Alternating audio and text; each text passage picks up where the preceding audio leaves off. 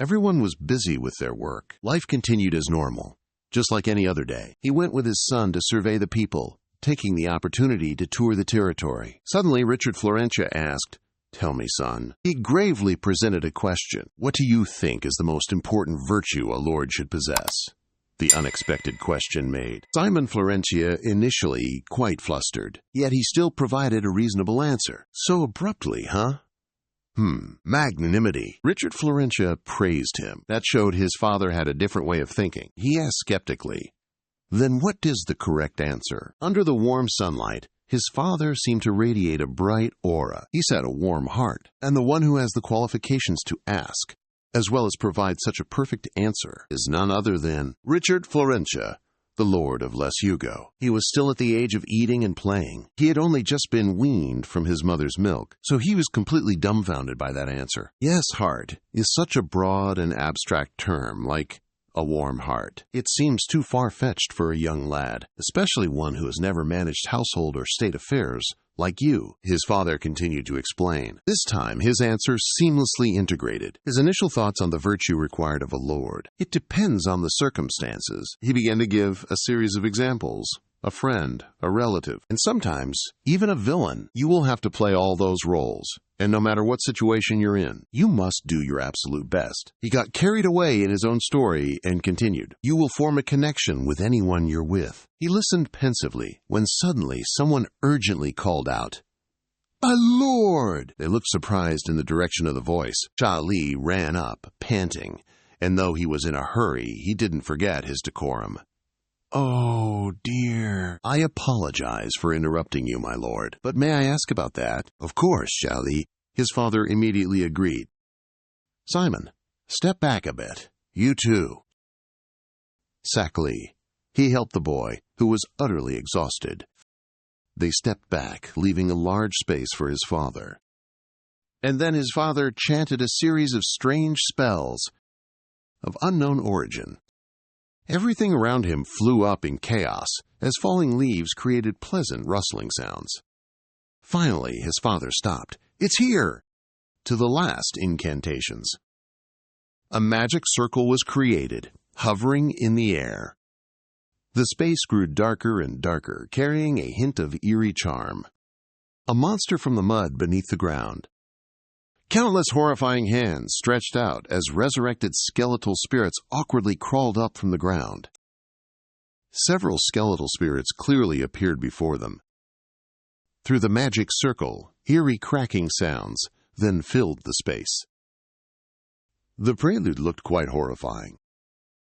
However, after the skeletal spirits awakened and turned to look at Sak Li, the special effect on them faded away, revealing endlessly adorable skulls. He gave a silly smile, pointing at the pile of wood behind. The skeletons, their eyes glowing brightly, quickly understood. They began their porter journey. Xie Li, standing behind, clapped his hands in praise. He also didn't forget to thank Sir Simon, who looked utterly dumbfounded. However, his father was already well accustomed to exploiting the labor of the undead. Thus, he merely waved his hand and formally said, "Keep up the good work." He admired his father even more, thinking he could supplement the workforce by utilizing the dead. Truly a great necromancer. Regarding the term necromancer, it refers to special mages who wield black and dark magic. A long time ago, to escape the necromancers' influence, the Emperor of the Tanhan Empire dispatched 500,000 soldiers. Kizan headquarters, in response, sent out 10 necromancers to counter that mighty army. Just 10 necromancers. Yet that 500,000-strong army quickly transformed into corpses, and they subsequently destroyed the Tanhan Empire. The aftermath of this event became known as the Rose Brigade. Even the Emperor of the Tanhan Empire was forced to surrender. The decaying corpse of the former emperor suffered a tragic fate.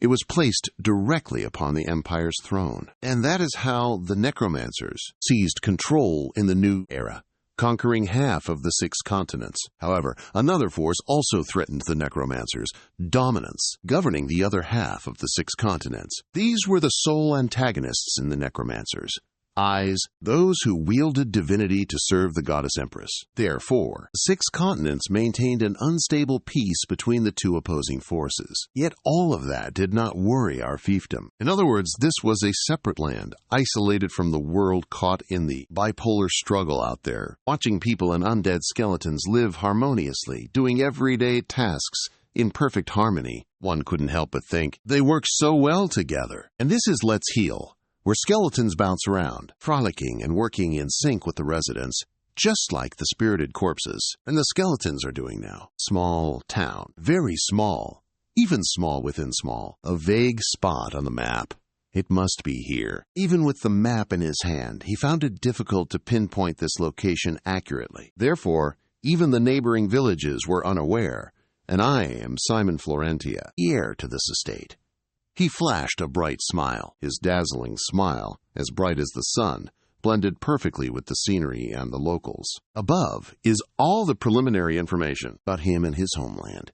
But now, playtime's over. He returned to his beautiful home. Simon, you're back! My son, you're back! That gentle woman was none other than Anna Forlenti, Simon's mother. Yes, I went out to help with the extraction work, he replied, then trotted cheerfully into the kitchen with his mother. She gently said, You must be starving. Wait a moment. He stared bewildered at his mother's dreamy purple soup pot. He asked Mom, what exactly is this? She explained it was water steeped with laac, mushrooms, and hog gourd, fruit. Hearing his mother's explanation, he became even more bewildered. But Mom, aren't those poisonous? He watched the soup pot as if it were emanating a dark, ominous aura. His mother, however, remained utterly relaxed. But don't worry. Mom's gonna make it edible. A brilliant halo radiated from it. Then, as if by magic, the delicious dish truly became edible. I was completely captivated by it, engrossed in watching that miraculous process. Mom's divine power was demonstrating the strength of a former cleric. Every time I see Mom's power, I get so curious. I really wonder how those 2 opposites ever met. I chuckled wryly, letting my imagination run wild. While I was still spinning on cloud 9, Mom had already finished preparing dinner. He called out, Simon, that's enough gawking! Aren't you going to eat? Yes. I quickly strode to the dining table. The whole table was now laden with a warm, homemade meal. During the meal, Dad bravely put his life on the line, chugging down the poison soup. It was a truly bizarre concoction, and he ended up throwing up his whole meal. At the end of the meal, Mom even asked with concern, You didn't eat much today, dear. Are you feeling unwell? By evening, when I had finished bathing and cleaning up, Mom was intimately applying skincare for Dad, already too used to this scene. I thought, with amusement, it's as if they're still on their honeymoon. When the moon rose high, I walked to the window. I closed the window and went to sleep. Sleep well, Simon, his mother's voice echoed. Sleep well? He politely wished back. Suddenly, a crumpled letter flew over and landed right on his face. That surprise delivery left him utterly bewildered for a moment. He took the letter down, and his nose was bright red. At that point, he still didn't understand a thing and stammered, asking, What is this, huh? Then, coincidentally, he saw a pretty girl sitting by his room's window. She smiled brightly. Hello! He awkwardly stared at the strange creature. After that, he decided to play dumb. He turned around, climbed onto his bed, and went to sleep. She flailed about, saying, Hey, don't pretend you can't see me. Seeing that he continued to evade, she threw a fit and shrieked loudly, Hey! I know you saw me already. Come on now. Wake up, Sai. Get up now. He reluctantly resigned himself to reality. Good heavens, fine. Who are you? How did you get here? Are you lost? She sighed, exasperatedly. I'm not lost, you idiot. Then, full of confidence, she pointed at him and clearly stated her purpose. I came here to meet you, Simon Florentia. This left him with a head full of question marks. How do you know my name? He stammered, asking. She, calm as a cucumber, merely pointed to the letter that had covered his face moments ago. Just then, his parents, making a ruckus, rushed into Simon's room. What's wrong? A thief? She asked, even more excitedly than Richard. Anna and Richard both asked suspiciously. Thus, right before his bewildered eyes, they had a short reunion. His father was even so happy that he lifted the girl into a hug. Oh my! You haven't changed a bit. I've missed you two so much. We missed you too, parents. He stared at them, dumbfounded. Once the emotional reunion was over, she stood primly in front, ready for his parents to introduce her. Simon, be polite and greet her. This is the legendary Neptune Arcbolt. Neptune Arcbolt? He stammered, repeating each word. Initially, his brain circuits hadn't quite connected, so he faced her calmly. But soon after, that changed. A look of deadly terror appeared in his eyes. Impossible! That's Neptune Arcbolt, the main culprit in the transformation of the Emperor's corpse. He became a puppet, and is also the necromancer who has lived for over 300 years. Of course, you don't need to say any of this. She nonchalantly admitted, yes, I am Neptune Arcbolt of Kizen. In his shock, he tremblingly opened the letter. Could that letter possibly be? At the same time, she formally announced, let me send a formal letter, shall I? Simon Florentia hesitantly took the letter. Sure enough, it was Kizen's acceptance letter. Immediately after, she cheerfully called out, to Kizen! Though describing it takes so long. But in reality, everything happened in less than a minute. So see you in Kizen, okay? Everything happened as fast as the wind. She came with the wind, and now she leaves with the wind. Surprisingly swift, leaving him still reeling from the earlier shock. Richard Florentia suggested, Simon, let me take a look at that letter. Oh yes, here it is. He immediately handed it to his father. Then he read the contents of the letter aloud for the whole family to hear. Admitted under a special program, Simon Florentia. Even though he'd heard everything, he still felt like he was dreaming. He asked blankly, Dad, you mentioned Kizen, which me, before he could finish his sentence. His father, understanding, affirmed, indeed, that's the center of the Dark Alliance and the main headquarters of the necromancers. It's also a school that nurtures necromancers. The head of Kizen's school is Neptus, the person you just met. Principal? He blurted out, remembering her playful wave goodbye. Bye-bye, see you again. How could someone who acts like that be hundreds of years old and a renowned principal? A legendary principal, according to rumors, no less. Even his father, an old friend, believes the rumors, so she doesn't look the part, does she? He continued, so where exactly is Kizen? Is it far from here? His father replied, very far. It's on an island called Rock. You'll have to take a train from Langenstein, the capital of the Dresden Kingdom, and we traveled quite far before finally reaching the island. He placed a hand on your shoulder like a wise elder offering comfort. But don't you worry, Simon. Langenstein has tons of exciting stuff, and the hilly island is quite pretty too. Plus, Kizen is super famous for its stylish uniforms. I couldn't help but overthink it. And then I suddenly blushed. Just then, my mom suddenly interjected, looking worried. That'll keep you quite busy. Until the enrollment ceremony, won't it? Why is that? I awkwardly turned to ask Dad. Well, there's quite a bit to prepare. To become a spirit master, you know. You should learn all the skills once you get to school. Or rather, unlock your core first, right? I didn't know what to think, but then my mom started discussing with Dad. Honey, maybe we could teach him a little dark magic, couldn't we? I was left vaguely wondering, what on earth? Dad readily agreed. Of course. I'll teach him that too. Oh, that's right. You'll also have to learn breathing techniques. So don't even think about sleeping starting tomorrow. So, after that meeting with Neptus, I began the busiest week of my life. All of this was in preparation for Kizen. My parents said school life would be very exciting, and I was sure I'd have a blast there. However, my sudden admission seemed to make them a tad worried. So much so that they had no energy left to care about requests or lawsuits from the territory's residents. Countless, my lords, piled up, utterly unanswered. As I said, my father began the process of getting me ready, fully equipped for school. This might sting a bit, but you must endure it, all right? And then I painfully endured wave after wave of magic, which also meant I didn't sleep a wink for 3 days that week, while creating a magic core with my father's help. Now, breathe very slowly, my father continued to instruct. Therefore, for the remaining days, I learned breathing techniques and dark magic from my father. A week later, it was us. A guy who had spent his whole life at Les Hill. He boarded the first carriage leaving his hometown. My parents saw me off all the way to the territory's border. We're departing now! His mother's eyes were red from crying, watching her son leave.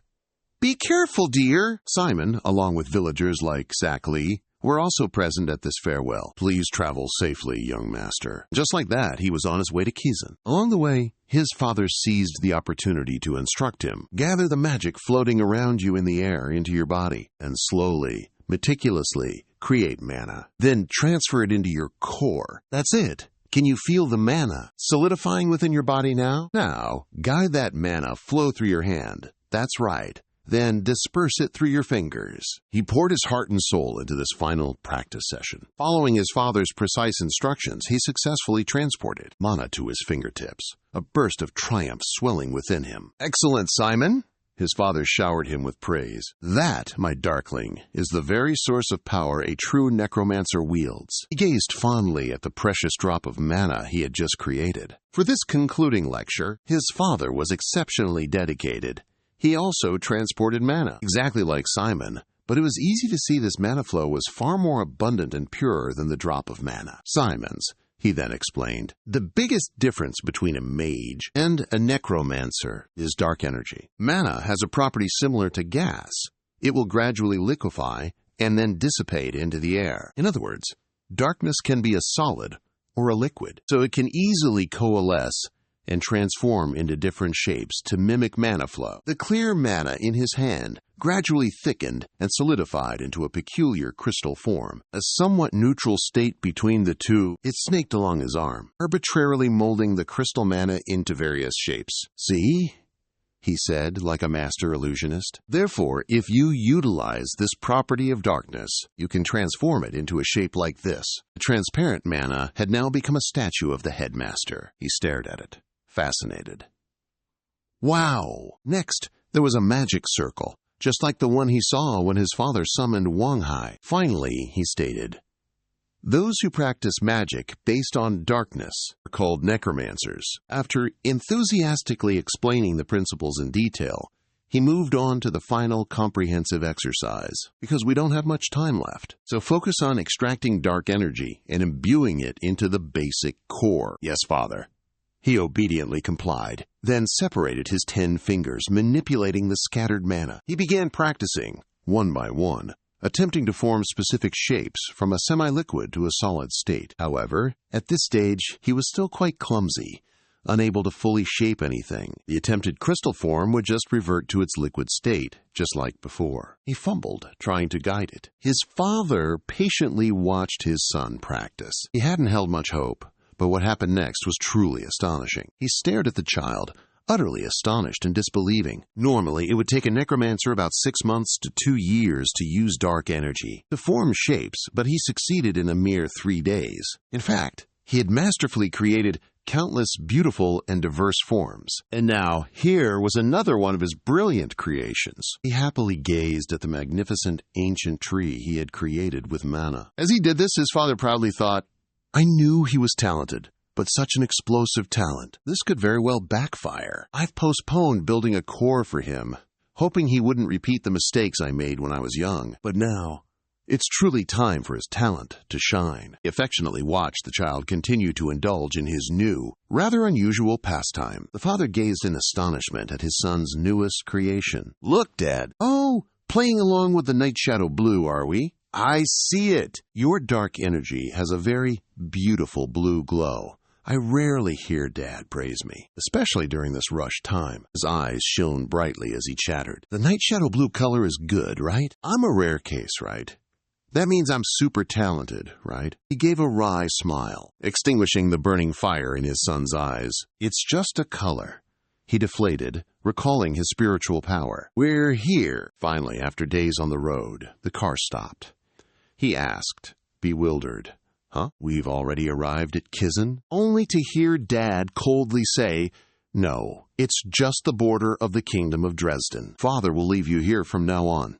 He asked in a panic, "What do you mean, Father?" He got out of the car, then slowly said, "I'm sorry, son, but I couldn't tell you in advance. I also cannot enter Dresden territory. It's a long story." He was still bewildered. He explained further, "From this point, you'll have to decide everything for yourself. Before you act."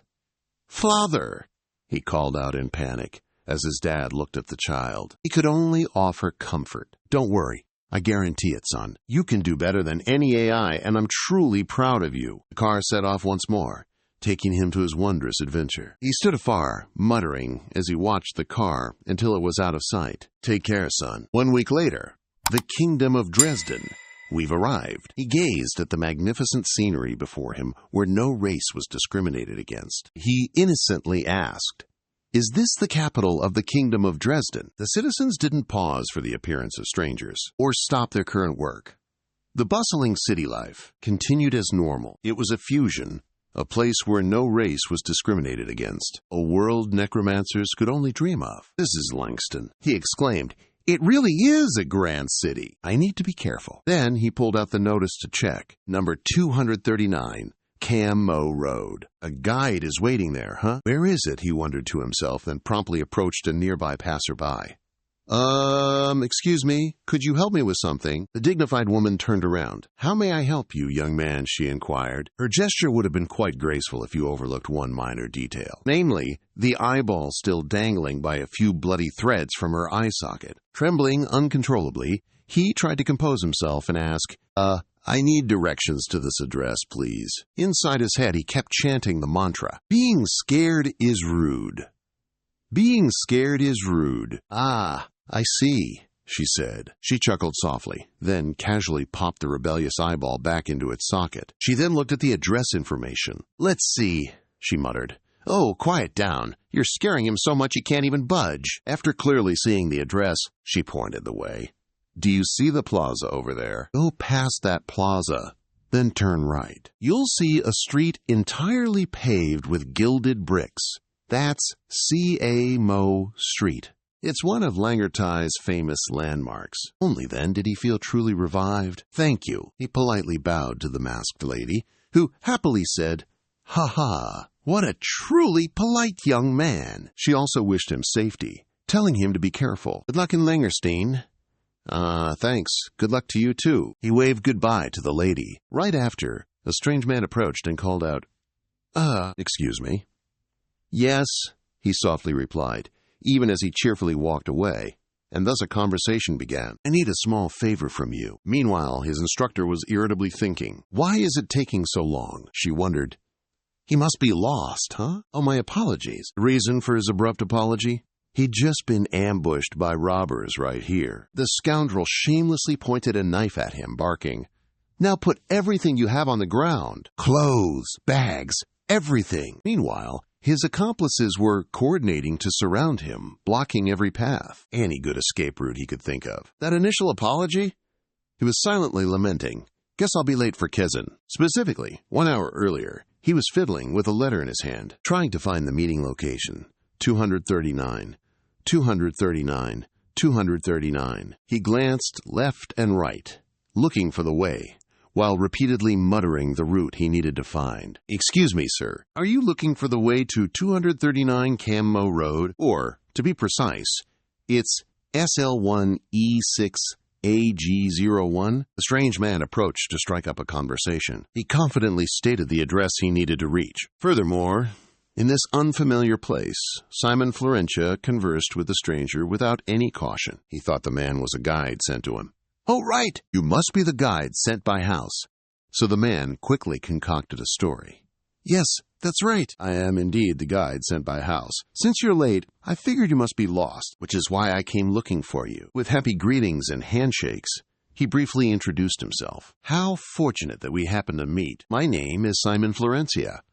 The man politely returned the greeting. "Hello, I'm Jolie, a guide at Langris TYN. Then, assuming the air of a polite guide, he invited, "Please follow me. I'll lead you to your accommodation first." Along the way, the man chattered on and on, even about random things, which made him suspicious. "I'm very glad I found you before you ran into any trouble. There are many swindlers here, trying to trick gullible tourists, pickpocketing or swindling merchants into selling overpriced goods. Things like that." Meanwhile, they had entered a deserted alley nearby, which, according to the man, was the way to the inn. He smirked, half joking, half serious. "So you're planning to trick me too, huh?" This made the man flinch, freezing solid for a few seconds. However, as a man of vast experience, he quickly turned around, denying it with a smile. "Haha, I have no idea what you're talking about." By this point, he was even more certain of his suspicions. Simon Florentia wasn't one to shy away from. Spending some time analyzing the man's tells, he had a tendency to look down at the ground, and he also touched his vest pocket. He was checking if his belongings were still there, right? Looking at the width of the pocket and its creases, it seemed he kept a knife inside, and indeed, that was the case.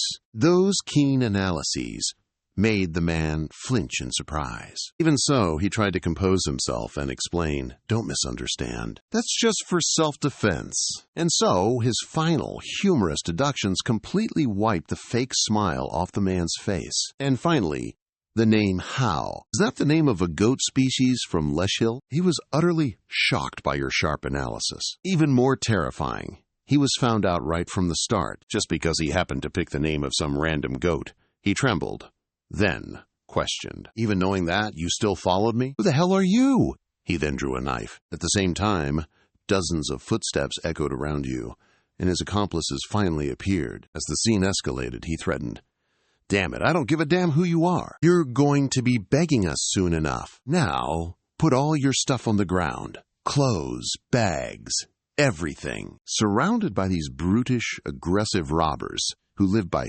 thievery, you remained unyielding. You flatly refused. "I won't do it." One of the men, losing his patience, reminded you, "Hey, country boy, I don't think you quite understand the situation here. Do we look like we're joking with you?"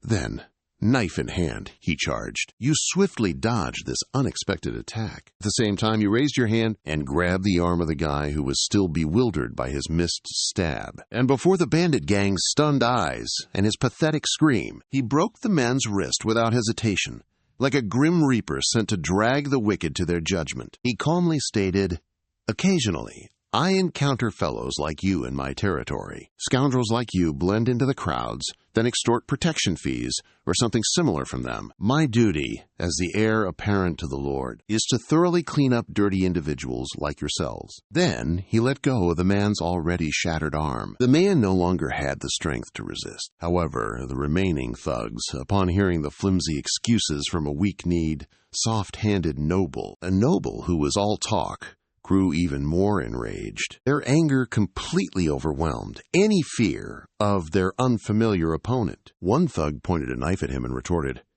"Ha! A noble, huh? That just gives us more reason not to spare you." He immediately commanded, "All of you, come out here." Immediately after, countless footsteps echoed. It turned out this robber gang wasn't just this small group. They had assembled into a large-scale syndicate. Therefore, after quickly assessing the situation, he offered a heartfelt apology. "As previously mentioned, apologies, Father, but I'll likely arrive at Kiezen later than expected." Just as he was about to decisively handle the entire situation, "Found you." As they all stood bewildered, she casually strolled over, chatting away as if they were in an empty room. "I've been waiting for you for ages, and since you refused to show your face, I had to come meet you myself." Realizing the situation wasn't looking great, the guys consulted their teammates. "Now what?" she asked, standing a comfortable distance away. Not too far, not too close, just in time for a grand rescue, and just enough for him to show off his skills. "Oh, it looks like you're tied up with a few petty matters, aren't you?" she asked, seeing just one girl, and their side had overwhelming numbers compared to hers. He decided, "Don't worry, we've got the upper hand. Let's just deal with them quickly and get going." Though his companions were still a bit wary, they still nodded in agreement. "Oh, really?" Suddenly, amidst the rustling sound of shredded paper, she told him he might want to recount. "You all must have realized, right? That building over there is a skeleton store, isn't it?" With this friendly reminder in mind, they immediately focused on each skeleton, quickly reassembling itself in the nearby graveyard, forming an army of skeletons that had both quantity and quality. They belatedly realized she was a necromancer. She immediately ordered them captured. The skeletons swiftly charged forward, attacking the gang of robbers who were fleeing in utter pandemonium. Pitiful screams of, "Let go!" rang out. But skeletons aren't exactly known for their empathy. They didn't care one bit, single-mindedly binding the robbers by any means necessary. So the robbers could only obediently submit to being bound. Facing the terrifying skulls, they trembled, utterly horrified. The guy, knowing better, began to beg. "We didn't know you were a great necromancer. Please, have mercy on us." All had been rounded up. She interrogated, "Tell me, which guild do you belong to?" The guy honestly replied, "Claven. We are members of the Clavin Guild." That left her speechless. "You're from a pretty big guild. Yet you resort to robbing poor tourists?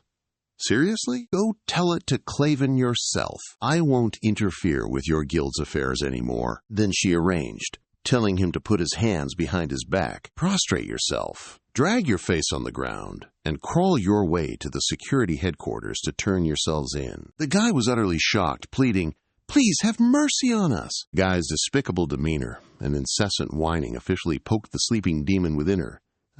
What a mess. "Is this an order to me? If he sends a body double, or if his face isn't scratched at all, I guarantee, in Kizen's name, I'll wipe out your guild from this planet." He had no choice but to accept the punishment. "I'm sorry, miss. I'll remember your words." She let out a bored curse. He stared blankly as she finished it in one go. She turned around with a smile and asked, "You must be Simon Florentia, right?" He hesitated before answering, "Ah, yes, that's me. Thank you for helping me. But who are you?" She introduced herself shyly.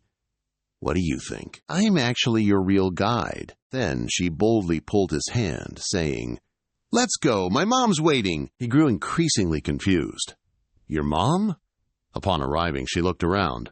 Where is she, I wonder? I told her to wait here until she saw the cheerful girl by the ice cream stall. "Mom!" A single call made Neptys freeze in place, as if struck by lightning for a moment. She flared up. "I told you to stay put." Neptys tried to smooth things over. "Mom was just waiting," she complained. "Mom always gets lost." "Don't wander off alone again, Mom." The roles of mother and daughter seemed to be reversed. Neptys pouted, pointing at the ice cream stand. "That ice cream stand over there is holding a tasting event." She tried to reason. "What if we lose Simon because of that? If you lose both Mom and Simon, what will you do?" The question was too difficult, making Neptys look on the verge of tears. The conversation gradually came to an end. "Have you admitted your mistake yet?" "What mistake?" Neptys still tried to deny it. Meanwhile, he had many questions he wanted to ask, but out of politeness, he could only try to hold back.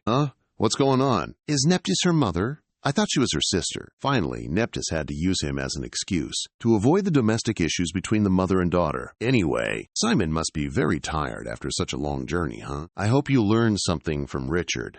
He stammered, then immediately showcased his skills. "I learned this!" Neptys gasped in amazement. "It's been a long time since I've seen that blue darkness." Lauren Akbud pondered. "This thing still possesses mana properties, still swirling like fire, meaning it's still in a vapor state. According to my daughter, for starters, Neptys observed more closely and quickly resolved the issue. As for that, he can learn to use the core more effectively. He'll learn it at school anyway, right? So it's fine, no worries." Lauren stiffened and replied, "Yes," when her mother suddenly called her name. "Neptys, I've made arrangements. You'll be guiding the new student, all right? I trust my daughter." She grumbled. "You always leave the difficult tasks to me, Mom." And with that, Neptys gleefully ran off, calling out, "Kime!" watching her kind mother make a swift exit. She could only helplessly accept the unexpected assignment. "All right, let me formally introduce myself to you. My name is Lauren Akbud. I'm a student of Kizen, just like you." After the introduction, she grabbed his hand and said, "Now, shall we go?" "Where are you off to?" he wondered. "To shop for the new semester, of course," she replied enthusiastically. The city echoed with their chatter. "Simon, do you know what the most exciting time of the entire school year is?"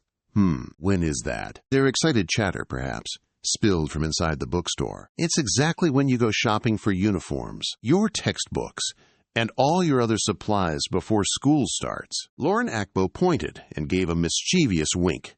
"Now is the most exciting time, so enjoy it." She walked ahead, leading the way, and said to the one behind her, "Let's get the books and notebooks first, shall we? There are so many things we need to buy." "Follow me." Simon trudged behind her, replying, "Ah, all right." She grabbed a thick book down from the shelf. "First, take this." He quickly reached out a hand to catch it. "All right," she said, then tossed the book back for him to catch, making him flinch. He was surprised when he saw the book's cover. It was The Introduction to Summoning by Eric Machimbo, and from a precise spot she picked out another book, landing it perfectly in his chest as she said, "Simon, take this one too." It made him unexpectedly freeze up. Then a good 10 books flew straight at him, scattering everywhere before he could even react. Lauren continued to pick this one, and that one too. He hastily told her to wait. Yet she paid him no mind, continuing to pick this one and that one as well. He tried to grab her attention. Lauren looked at the pile of books on him, and he nervously scratched his head, asking, "I won't have to study all of this during my freshman year, right?" She continued picking books from the shelf, rolling her eyes at him. "Of course not. This is Kizun. You have to master them by the first semester of your freshman year." She showed no mercy, throwing a blue book right at his face and commanding, "Now stop your whining and take this potions textbook." Her face beaming, she waved her hand at him. "The last one is dark arts. Let me go get it. You wait here, okay?" He clutched the potions book, holding his nose, and obediently replied, "All right." Looking around the bookstore, everyone was happily running back and forth, making their selections. He gazed at the stack of books piled up to his waist, then mused. His face lit up with joy as he looked ahead, thinking, "I've never been around so many people my age before. I'm so excited to experience school life." Suddenly, Cindy Vivace rushes over from behind. She cheerfully glances around, running right past him. "I'm right here." Suddenly, in that moment, their eyes met. He quickly glanced away. Meanwhile, Cindy, still caught in her momentum, crashed right into a bookshelf. Hurt by the impact, she sat rubbing her nose. Ouch! While she was nursing her sore nose, the bookshelf began to shake violently, with books threatening to tumble down. Just as she couldn't react, a thick stack of books came tumbling down from the top shelf. He quickly jumped over to shield her. "Be careful," he warned. After a moment of fright, she slowly opened her eyes as he gently asked from above, "Hey, are you okay?" Only then did she realize she was tucked neatly and shielded in his arms. "Oh, yes, I'm fine," she quickly replied. "I'm so sorry," she stammered. Hearing her tremble, he immediately replied, "It's okay. I was the one who got distracted and blocked your path, after all. I apologize," he added, then gently turned and suggested, "Could you help me put the books back? Otherwise, we'll get scolded." Hearing that, she immediately felt embarrassed and quickly replied, "Oh, okay." A moment later, she asked curiously, "You're also a new student at Kizun, right?" He immediately replied, "That's right." Hearing that, she happily introduced herself. "I'm also a new student. My name is Cindy Vivace. And you?" He turned, offered a small smile, and introduced his name, Simon Florentia. The girl happily greeted him. "I see. It's very nice to meet you, Simon." She shyly hugged her book and expressed, "Actually, I came all the way from the north, so I still don't have any friends." Hearing that, he was a little surprised. He then said with understanding, "Then we're alike. I also don't have any friends," which made the girl's eyes light up like stars as she asked, "No, really?" Afterwards, she shyly and timidly handed the book to him, saying, "If it's okay, Simon." She used the book to cover half her face and shyly asked, "Can I say hello to you whenever we meet at school?" He turned gently. "Of course. I was just about to ask you the same thing." She shyly thanked him. Then she excitedly pointed to the door and said, "We've put all the books away, so I'm off. My dad's waiting outside." He nodded. "All right, see you at school." As she turned to leave, he suddenly called out to her. "Oh, wait!" "Hand it over," he said, nonchalantly extending his hand as he asked, "Could you return my wallet?" Her pretty face went blank, then darkened. "Ugh, I thought I wouldn't get caught." I used spiritual power to steal it." "How did you know?" He recalled what had just happened and replied, "Well, I just saw my wallet floating in midair a moment ago, that's all." She pointed at him, utterly shocked. "You just saw that? Are you messing with me?" "Are you also planning to major in spiritual studies?" Hearing her questioning, he replied truthfully, "I still haven't decided on a major." Suddenly, her voice fell. "I knew it!" Immediately after, her eyes lit up with excitement as she shouted loudly. Then she cheered up completely, exclaiming excitedly, "Kizun truly is on another level. Wow, I can't believe it. Kizun must be full of people like you, huh? I'm so excited to enroll." He watched the scene, thinking in surprise, "That pickpocket is so brazen, isn't she?" She excitedly bounced, saying, "If we're in the same major, spirit energy studies, then we can meet for all 3 years. When that time comes, let's compete. Okay?" Shimeng's overwhelming excitement made him feel worried and a little incredulous. She tossed the wallet back towards him. Here's your wallet back." She used her spirit energy to vanish instantly, waving goodbye. "I'm so looking forward to it." Don't you dare pretend you don't know me at school, okay? With Shimeng now far away, Luo Ren approached to advise. They've run out of the introductory book on dark energy studies. Once they have it, they'll deliver it to your dorm. He replied, Okay. She playfully nudged his shoulder, asking curiously, By the way, who was that girl just now? You already made a friend, huh? He admitted. I suppose so. She happily whispered to him. You don't have to be so shy. You can be honest with me. Just act like you like her or something, you know? Looking at the girl, he could only sigh helplessly to himself. I almost got robbed because of her. Then she became interested again and continued her shopping spree. Anyway, we've bought enough books. Let's go get a bag for him. He looked down at his own bag. A bag? She waved her hand, explaining, Oh, not that kind of bag. Rather, it's a bag that soul masters commonly use. It's called a magic vault. To put it more simply, she continued to explain, we call it an auxiliary space. Upon hearing this, his eyes visibly lit up. Meanwhile, a purple-haired lady warmly greeted them. Hello, Miss Lauren. She subtly looked next to Lauren and inquired, I heard you just bought a bag not long ago. So you're looking for a bag for this gentleman, right? She didn't hesitate to state her requirements. That's right, he's a newbie. So I'm looking for a bag with the fewest restrictions. She continued to ponder and then made a request. Please don't show us any auxiliary spaces, walls, or floors. See, we usually battle on vast, open plains. She, with her smooth talk, praised, You're absolutely right. You're incredibly insightful, Lorraine. Truly brilliant. She then placed a ring into his hand, ever so flatteringly. In that case, I'll show you a product that hasn't even hit the market yet. It's exclusively for you, darling, she instructed.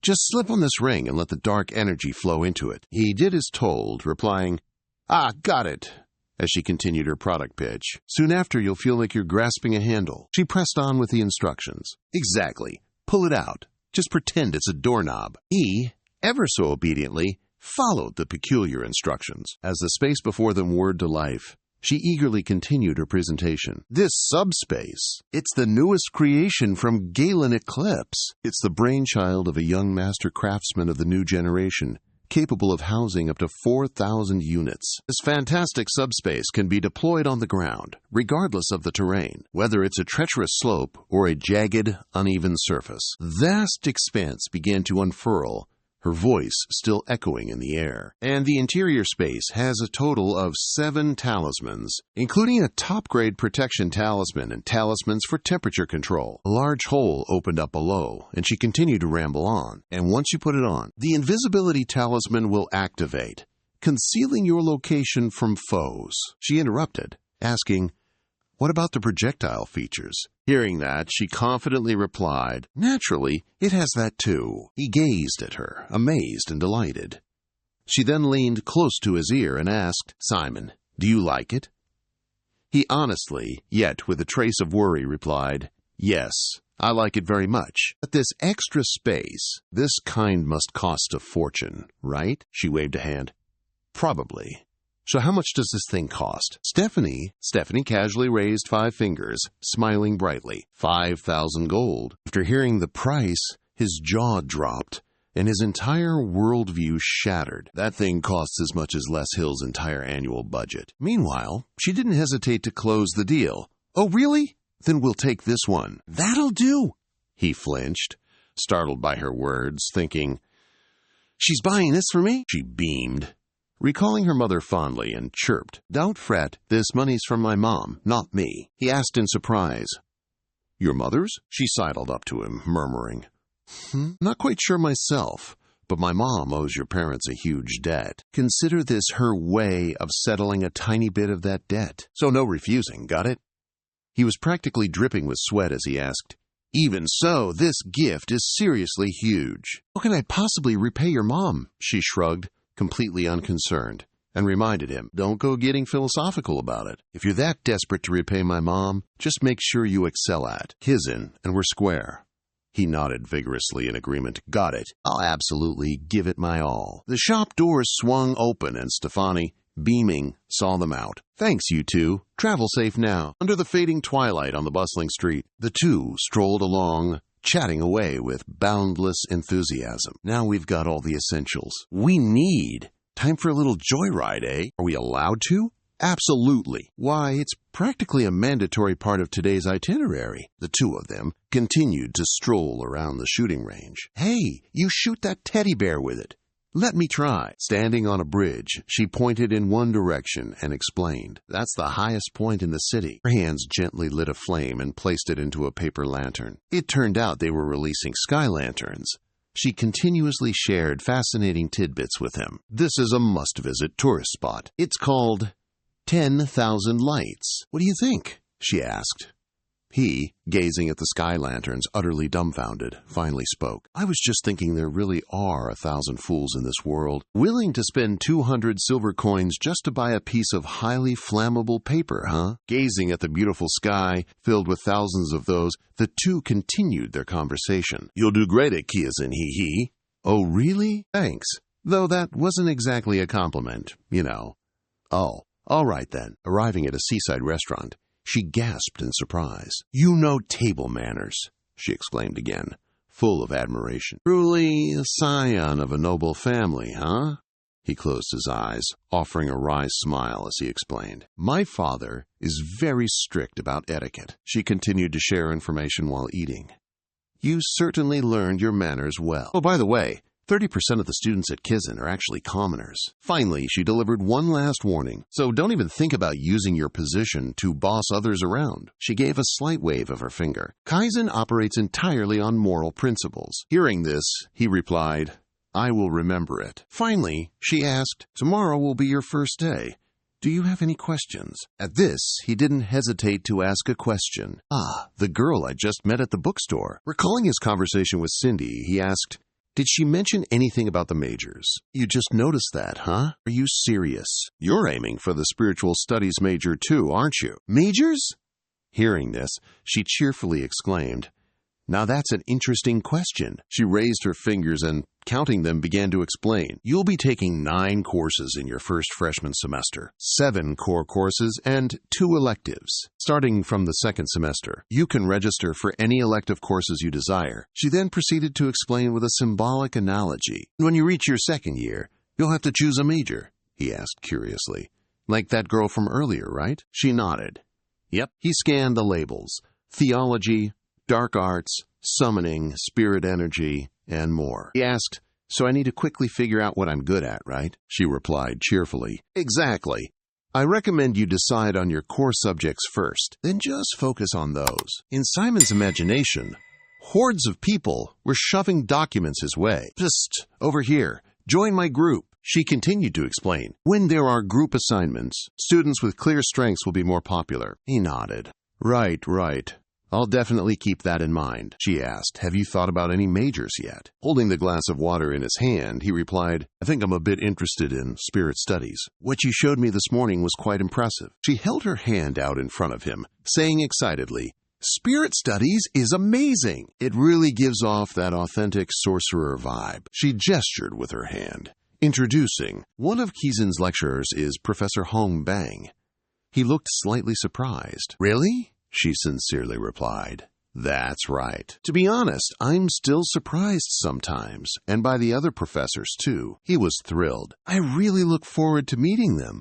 That's fantastic." Their conversation continued. "When did you get here? Oh, and also, upon reaching the dorm," she clasped her hands and advised him, "Please rest. If my mother knew you were too tired from playing today and were late for class tomorrow, she'd give me a good beating, you know." He politely said, Thank you for today. I had a lot of fun." She smiled brightly.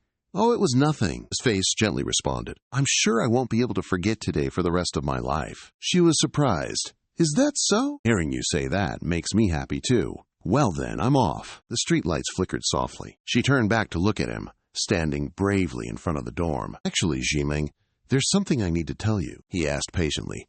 "What is it?" She shyly played with a strand of her hair and said, "You know, I didn't intend to deceive you, but, however, I didn't get to tell you in time." She playfully teased me. "I'm a new student, too." She went on to mimic Shindy's words from earlier this afternoon. "Let's be friends at school, okay?" This left him utterly speechless. As she turned to leave, she said, "Goodbye. I'm really off now. Bye-bye." He still hadn't quite recovered. Standing before the harbor, he looked on in utter bewilderment. Observing everyone's individual styles and preferences, he thought, "Everyone here truly has a unique flair. I'm probably the most normal person here," he mused with a sigh. From the other side, someone loudly announced, "Quickly, everyone! Board the ship. We're about to set sail for Kizan. Sal rummaged through his bag, thinking. Lauren mentioned she'd be taking a different route. I bet the next time I see her, it'll be at school. Someone approached to check his documents. He saw the bow of the ship, pointing right back at the harbor. He thought in astonishment, what an incredibly peculiar way to anchor a boat. Don't they usually point the bow out towards the open sea? From the other side, someone announced, "You may board, Simon Florentia." Hearing this, he politely responded, "Thank you, sir." Suddenly, a loud shout echoed from over yonder. There must be some mistake. This instantly piqued everyone's curiosity. A red-haired man grabbed the sailor's collar and yelled, "I'm the first one on the waiting list. And not one person gave up their spot? Is this how Kizan operates?" His hands clenched in disbelief as he demanded to contact Queved. There must have been a mistake. A sigh rippled through the crowd. This happens every year. He glanced around, listening to the murmurs. There are always kids like that. People who just can't accept the results. But he is the top of the wait list. He must be utterly devastated. A purple-haired man, equally disbelieving, pounded his chest and boomed, "I am Lucius Caron, the successor count of the Kingdom of Dresden. Immediately contact Kazendi's main headquarters." "This is an order," the sailor patiently replied. "Please, go home. Your name isn't on the admission list." He bit his lip until it bled, gritting his teeth. Then he grabbed the sailor's hair, pulling him down, and raised a fist. "How dare you, you insolent servant!" Suddenly, a hand appeared, stopping his raised arm. The newcomer smiled gently, advising him, "Stop, please." Yet he didn't know his place. His face beat red as he yelled, "Who the hell are you? Let go!" His eyes sharpened, and his hand applied a bit more pressure. He immediately cried out in pain. He crumpled to the ground, his hand still tightly gripped, trembling as he threatened, "You brat! Are you looking for an early grave?" Suddenly, an inquisitive voice rang out, "What's going on?" A gentleman with a cane approached. He looked straight ahead, and everyone around cheered. "It's Professor Silly!" Hearing that, he immediately released the purple-haired guy's hand, curious. "Professor?" The professor's face was stern, his voice full of menace as he asked, "Any last words?" The purple-haired guy, still enduring, stood up, clutching his arm, pleading, "Please, this isn't a joke. Call Neptus right now, please." The top of the waiting list? This admission result must be a mistake. However, the professor was unfazed, merely flicking his hand lightly. Unwilling to give up, the purple-haired guy questioned, "You think you can just treat me like this?" Then, a splash of red blood splattered, surprising him. Looking at the messy pile on the ground, he commanded, "I don't have time for this. All students, get on the boat." The professor turned to look at his older brother, and the boy, remembering his etiquette, quickly straightened up and replied, "Yes." When he left, the crowd behind him stirred once more. That's blood dark magic. Even the first-year students get to take his class. Isn't that right? He recalled the horrifying scene, breaking out in a cold sweat. He, still surprisingly benevolent, turned back and said, "Don't worry, he's still breathing." Suddenly, a voice rang out, "Ah! I get it now. Step aboard the boat." The crew member's voice continued. "All students, please board the ship." The crew member continued to announce, "Everyone, please settle into your seats." The professor, still quite unhurried, began using magic. His magic stream swept over each and every one, including him, to everyone's endless surprise. As the crew member continued to announce, during the journey, there might be a bit of chaos on the ship, so please remain seated until the next announcement. He looked up at the bow of the ship, thinking curiously, but how can this ship sail all the way to Keegan? The ship was enveloped by red magical power, and he continued to muse. It had to turn around to be able to float on the sea. Someone here spoke up and asked the professor, "Are we almost there?" He coldly replied, "Keep the boat headed in the right direction." Suddenly, the sound of crashing waves echoed, astonishing everyone. What's that noise? Is it just the waves crashing? Immediately, the boat was confronted by a massive surge of water, causing those aboard to panic. How could mere waves make such a tremendous sound? A whale then soared over the boat's bow, utterly astounding all the students on board. A whale? Suddenly, everyone on board, including him, sprang up in a panic. What the? The whale's mouth gaped wide, heading straight for the boat. With one massive gulp, it swallowed the boat and dove beneath the water. For those unaware, That enormous creature is an Andes. It lives underwater and follows Kizen's commands. It's known as the underworld whale, a terrifying aquatic monster. This fearsome leviathan, capable of devouring anything, also happens to be the fastest mode of transport across the ocean. It carried the boat into its belly. It's responsible for safely carrying the boat to Kizen. This bizarre method of travel, however, left the new students utterly flummoxed. Year after year, that giant whale blended seamlessly with the vast ocean, sheltering each new batch of Kizen students at an alarming speed. After getting past those awkward moments, the students got used to this peculiar space, and the atmosphere inside felt quite pleasant. They began stepping out of the ship's compartments to look around and chat with one another about their recent experience. A few even realized that it seemed there were people living inside this whale's belly. One guy approached Simon for a chat and showered him with praise for his brave actions back at the port. "What you did just now was incredible." Fearing Simon wouldn't remember, the guy even added gestures to describe it. It was such an awkward situation, but you still dared to stand up and speak up. And then, bam, bam! Faced with the guy's fervent praise, Simon could only offer a wry smile and utter a few polite pleasantries. Oh, it was nothing much at all. That, ironically, just earned him even more humble points in the eyes of his new classmate. After a few lighthearted exchanges, the two shook hands and officially made acquaintances. So Simon has gained a new friend. His name is Rowan. "Nice to meet you. I'm Simon Florentia." Rowan wondered how Simon had gotten into the school. "Oh, by the way, which entrance exam did you pass?" This question suddenly made him feel flustered. This was the first time he'd ever heard of it. "Huh? An entrance exam?" Simon asked again to confirm. "Not hearing things, am I?" Listening to Rowan describe his admission method. "Yes, for that entrance exam, I distorted shadows." Simon became even more confused and bewildered. An exam? No one told him he had to take an exam. All he knew was that Niptus had come and handed him an admission letter. It was just that simple. When Rowan asked Simon about the entrance exam again, "So, what was your exam like?" Simon chose to lie, saying that he'd done a similar exam to Rowan. "Oh, you know, the one related to shadows. That's the best way to avoid any squabbles about fairness in admissions." Simon, I definitely don't want any trouble right after admission. Fortunately, Rowan happily believed what I said. "Oh, what a coincidence, huh?" An announcement sound interrupted their conversation. Announcement. "All students, please take note. Please return to the ship and take your seats. We'll be arriving at our destination soon." Arriving so quickly, both Simon and Rowan were surprised by the speed. "We're almost there already?" "Yeah, it's really fast." Still, they've only just left the dock a moment ago. A certain sound caught Simon's attention. The water currents outside grew stronger and stronger. Those turbulent waters sent shivers down one's spine. Professor Sillick was already on the ship's deck, expertly managing everything. He effortlessly controlled both the waves and the ship's trajectory. The ship swayed as it neared the dock, and an announcement blared. "Attention, students and new recruits. Please take note. The ship might get a bit turbulent upon arrival, so please secure your seats. Do not stand up.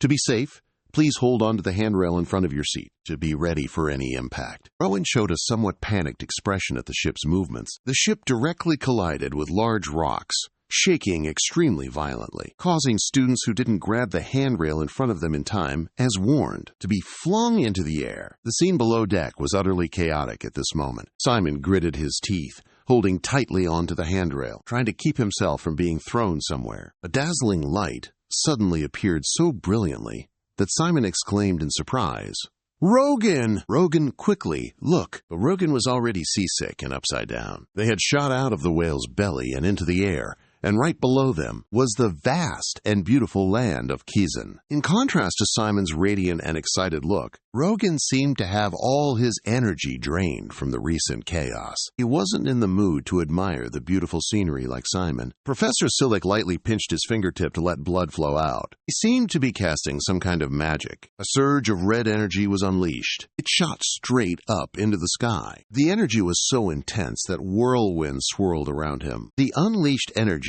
rapidly enveloped the massive ship. A brilliant red hue covered the view of everyone on board. Under the protection of that red energy stream, the ship quickly landed on the water, completely unaffected by gravity. With a soft thud, the ship landed perfectly from the sky. The ship's hatch opened.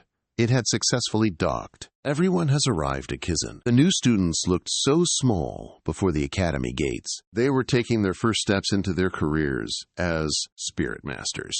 Looking at these vibrant youths, the guards couldn't help but smile in welcome. The new students were asked to line up to receive their uniforms. Freshmen, please line up with 4 people per row. Once everyone is lined up, we will now distribute the uniforms. Everyone eagerly embraced the uniforms they had just received. They quickly went to change their clothes. The boys' changing room was on the right, while the girls' was on the left. Simon couldn't help but feel excited. Everything was so new to him. He also quickly went to change his clothes to meet the 5-minute time limit. And then they gathered outside. He started changing his clothes. He looked at himself in the uniform.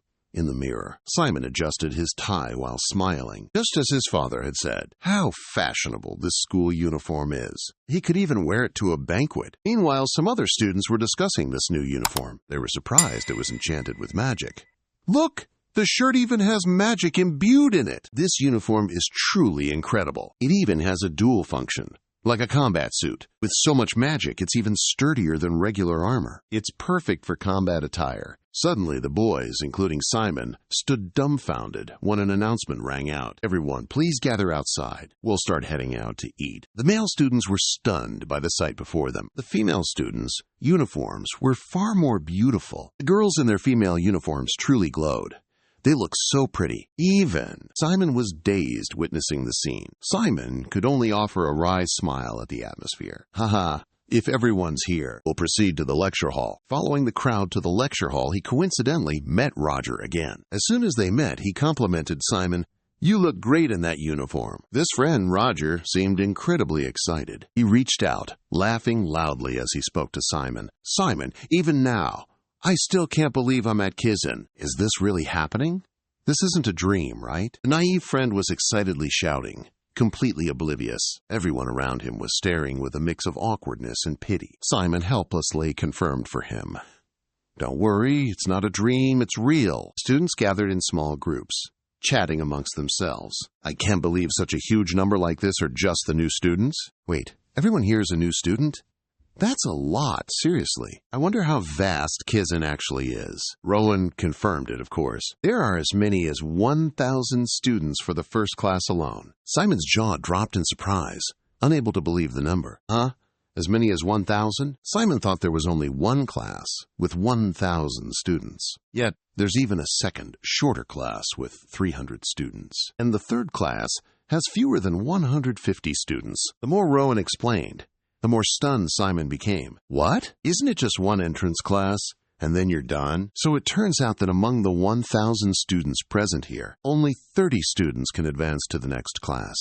Such fierce competition is truly brutal. Simon couldn't help but exclaim, Wow! Rowan reminded Simon to pay attention to a few people. They might be their formidable rivals. Simon immediately paled after receiving this massive amount of information. The first person they need to pay attention to is Sun Indak. She is the legitimate successor of the Ivory Tower, a beautiful girl with long platinum hair. Next, Rowan rattled off a list of other formidable, renowned names, and all the famous stars were also present here, such as Zane Karadin and Jay Sanders, and then countless other names. Simon noticed the towering guy in the seats above. Oh my, who is he? Physique like that truly stands out. Look, he's over there. It seems most people are noticing him too, whispering and gossiping. He's so huge. I honestly feel bad for the people in the front row. He's just too big. Hey, can you even see the stage from there? According to Rowan, he's a demi-giant specializing in magic combat, named Sathelma. No one will be able to defeat a physique like that. Speaking of names, she might just be the top student in class this year. Rowan excitedly introduced her to Simon, the girl sitting over in that corner. Right there. She'll be the top student in the first class this year. Simon was also curious who the top student was, so he quickly glanced in the direction Rowan pointed. And it was none other than the potential top student, according to Rowan, is Lauren Akbode. Neptus's only daughter. Regardless of the rumors speculating she got into the school due to the special admission, and her entrance exam wasn't even outstanding, Rowan strongly believes Lauren will be the top student this year. Rowan stated that it's not just him who believes in Lauren's abilities, but most people do as well. She will definitely be the most outstanding student in class. The announcement sound for the new student welcoming ceremony began, cutting off Rowan's one-sided conversation. Everyone, please pay attention. We will now begin the welcoming ceremony for our new students. Standing on stage, the host extended congratulations to the students who were admitted to the dream school, Kizan, that so many yearned for. Congratulations on passing the entrance exam and becoming a proud member of Kizan. They certainly deserve to be proud of that. The host then shared a few words of hope for this generation of students. And finally, we expect nothing but the best from all of you. Additionally, a few important points were shared. Most importantly, remember not to enter the restricted forest. Next, the 5 professors teaching the first-year class were introduced. They are all prominent names among the top-tier spirit masters currently on duty. All the students enthusiastically welcomed their presence. Rowan, bless his enthusiastic heart, reacted even more dramatically than everyone else. He absolutely shrieked at the top of his lungs. He only ever saw them in magazines before. Simon looked rather startled upon seeing his friend's over-the-top reaction. Each professor had their own unique vibe. Some enthusiastically interacted with the students, while others looked tired and socially anxious. "Professor Bajin, please look over here, Simon." Simon joined the crowd, clapping to welcome the professor's presence. He noticed Neptus wasn't among them, Rowan explained. An illustrious principal like her wouldn't attend a welcoming ceremony meant for mere freshmen like us. It would be an honor to meet her, even if it's just in the third-year class. Simon recalled Neptus's childish and mischievous demeanor, displaying an expression of disbelief. Is that so?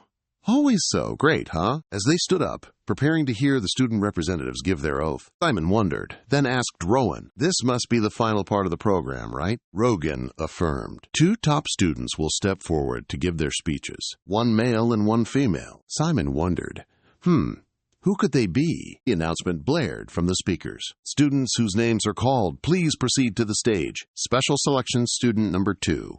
Sion Induk." The first to step up for the oath was Sion, that girl Rogan just introduced. She's special selection student number 2. Everyone gave her a hearty round of applause. And next, the special selection student number 1, Simon Florentia. Upon hearing the name of special selection student number 1, Simon's mind went blank. Did I hear that wrong? Simon, that's my name. Since when did Nosedude become a top student? The entire auditorium fell silent. When Simon didn't step out, the host immediately called his name. She checked to see if he was actually there. Is he here? It took Simon a moment to confirm he was indeed the one she was waiting for. He jumped in surprise. He couldn't believe his own ears. Rowan, right beside him, stared wide-eyed, jaw dropped, at him. What? Me? Simon questioned himself. Huh? Me, really? He mumbled as he cautiously stepped down from the platform. Under everyone's curious gaze, everyone around him began to whisper amongst themselves. Someone asked, "Who is that?" While another replied, "I don't know. I've never seen him before." Another person wondered, "He's ranked first?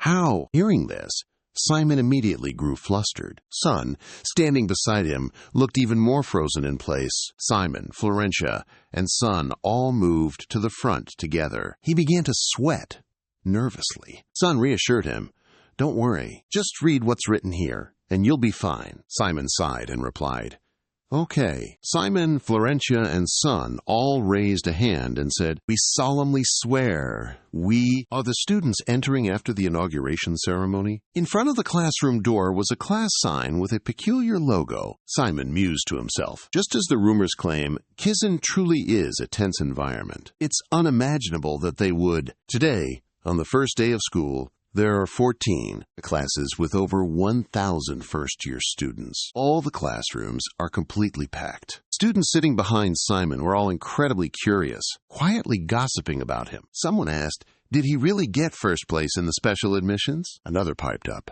"I've never heard that name before. Which noble family does he belong to?" Someone questioned, "He's from Florentia, isn't he?"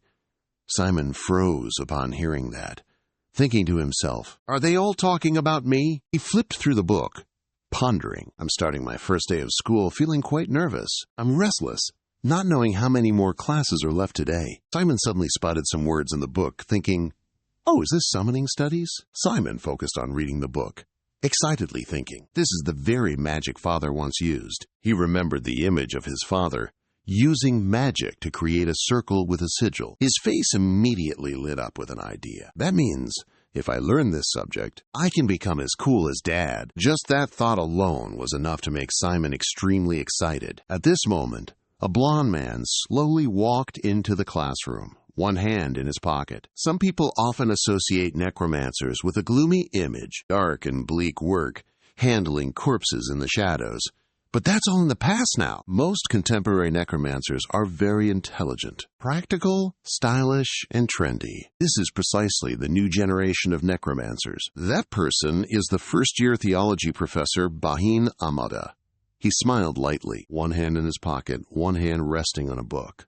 Speaking of him, he is a young, rising necromancer who became a member of the Crow organization, a crucial combat squad of Kizan. By the time he was 21, he's an incredibly popular idol in the eyes of Kizan students. Professor Bahin Amaga smiled, took off his outer coat, and said, "Welcome, everyone. This year, I will be responsible for teaching first-year theology. I am Bahin Amaga." All the students, including Simon, clapped. Some even excitedly stood up and cheered. Professor Bahin Amaga placed his coat on the table and said, "Now, let's take attendance, shall we? I'm sure this is your first time meeting each other. So when I call your name, please stand up and introduce yourselves." The professor read out loud the name of the first student, James Victoria. A girl sitting at the front desk heard her name, immediately stood up, raised her hand, and said loudly, "Here!" "It's truly an honor, Professor." Jim said, "I really want to follow in your footsteps and pursue a major in theology." Bahin immediately raised his hand and interrupted her. "Hold on a minute. You're introducing yourself to your classmates, not to me. So please do it again." Jim Victoria awkwardly shifted her gaze, her hand moving to her chest. She said, Yes, I am Jim Victoria. It was Simon's turn to introduce himself.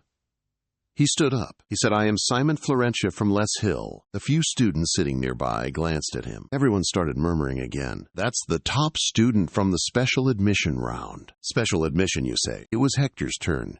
He stood up and said, "My name is Hector Moe." Professor Bahinamaga rolled up his sleeves and chuckled, "Wow, quite the lookers, both guys and gals, huh? All right, class, let's start." He scribbled on the board, the chalk clacking loudly.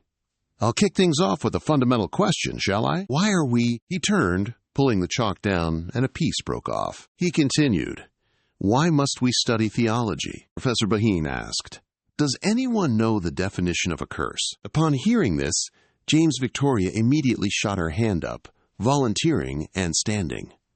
"Me, sir?"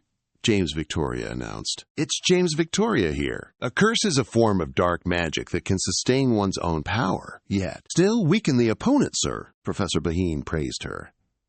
"Excellent, James." He then gestured towards the other students and said, "However, some of you might not fully grasp it yet. If we just say, it weakens the opponent." Professor Bahin scribbled on the board once more, stating, "So let me give you an example. If two knights possess identical skill levels, they begin to duel, fighting with all their might. They wear each other down to exhaustion. And just waiting for the other to make a mistake, they've already exchanged about 20 blows. Yet, the opponent still hasn't surrendered. Everyone, imagine the scene as described by our teacher. Two knights appear, locked in battle with each other." The teacher continued, "At that moment, one of the two knights yelled, staring intently at the other with eyes blazing with pure, murderous intent. The opponent immediately faltered, his face paling. Finally, the sword sliced through the opponent's shoulder. He bled, and his movements began to tremble. Teacher Bahin quickly wrote on the board, saying, the knight began to seize the opportunity for victory. He pressured the opponent,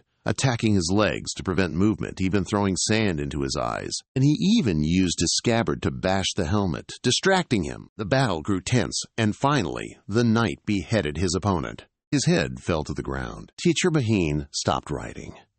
A diagram then appeared on the board. He turned back, smiling brightly, and asked the students, "Do you all understand? even the most primitive and savage armed conflict. Everyone gasped, the students, faces reflecting pure admiration. He continued, "It's simply a series of actions designed to weaken your opponent and gradually achieve victory. That's all." Teacher Baheen continued, "Now, I'll demonstrate how modern necromancers fight." He drew stick figures on the board and said, "The way a contemporary necromancer defeats someone is..." He dramatically flung his hand down. He used chalk to draw an arrow pointing towards the stick figure and declared, "With just one move, they win the match." All the students gasped in amazement.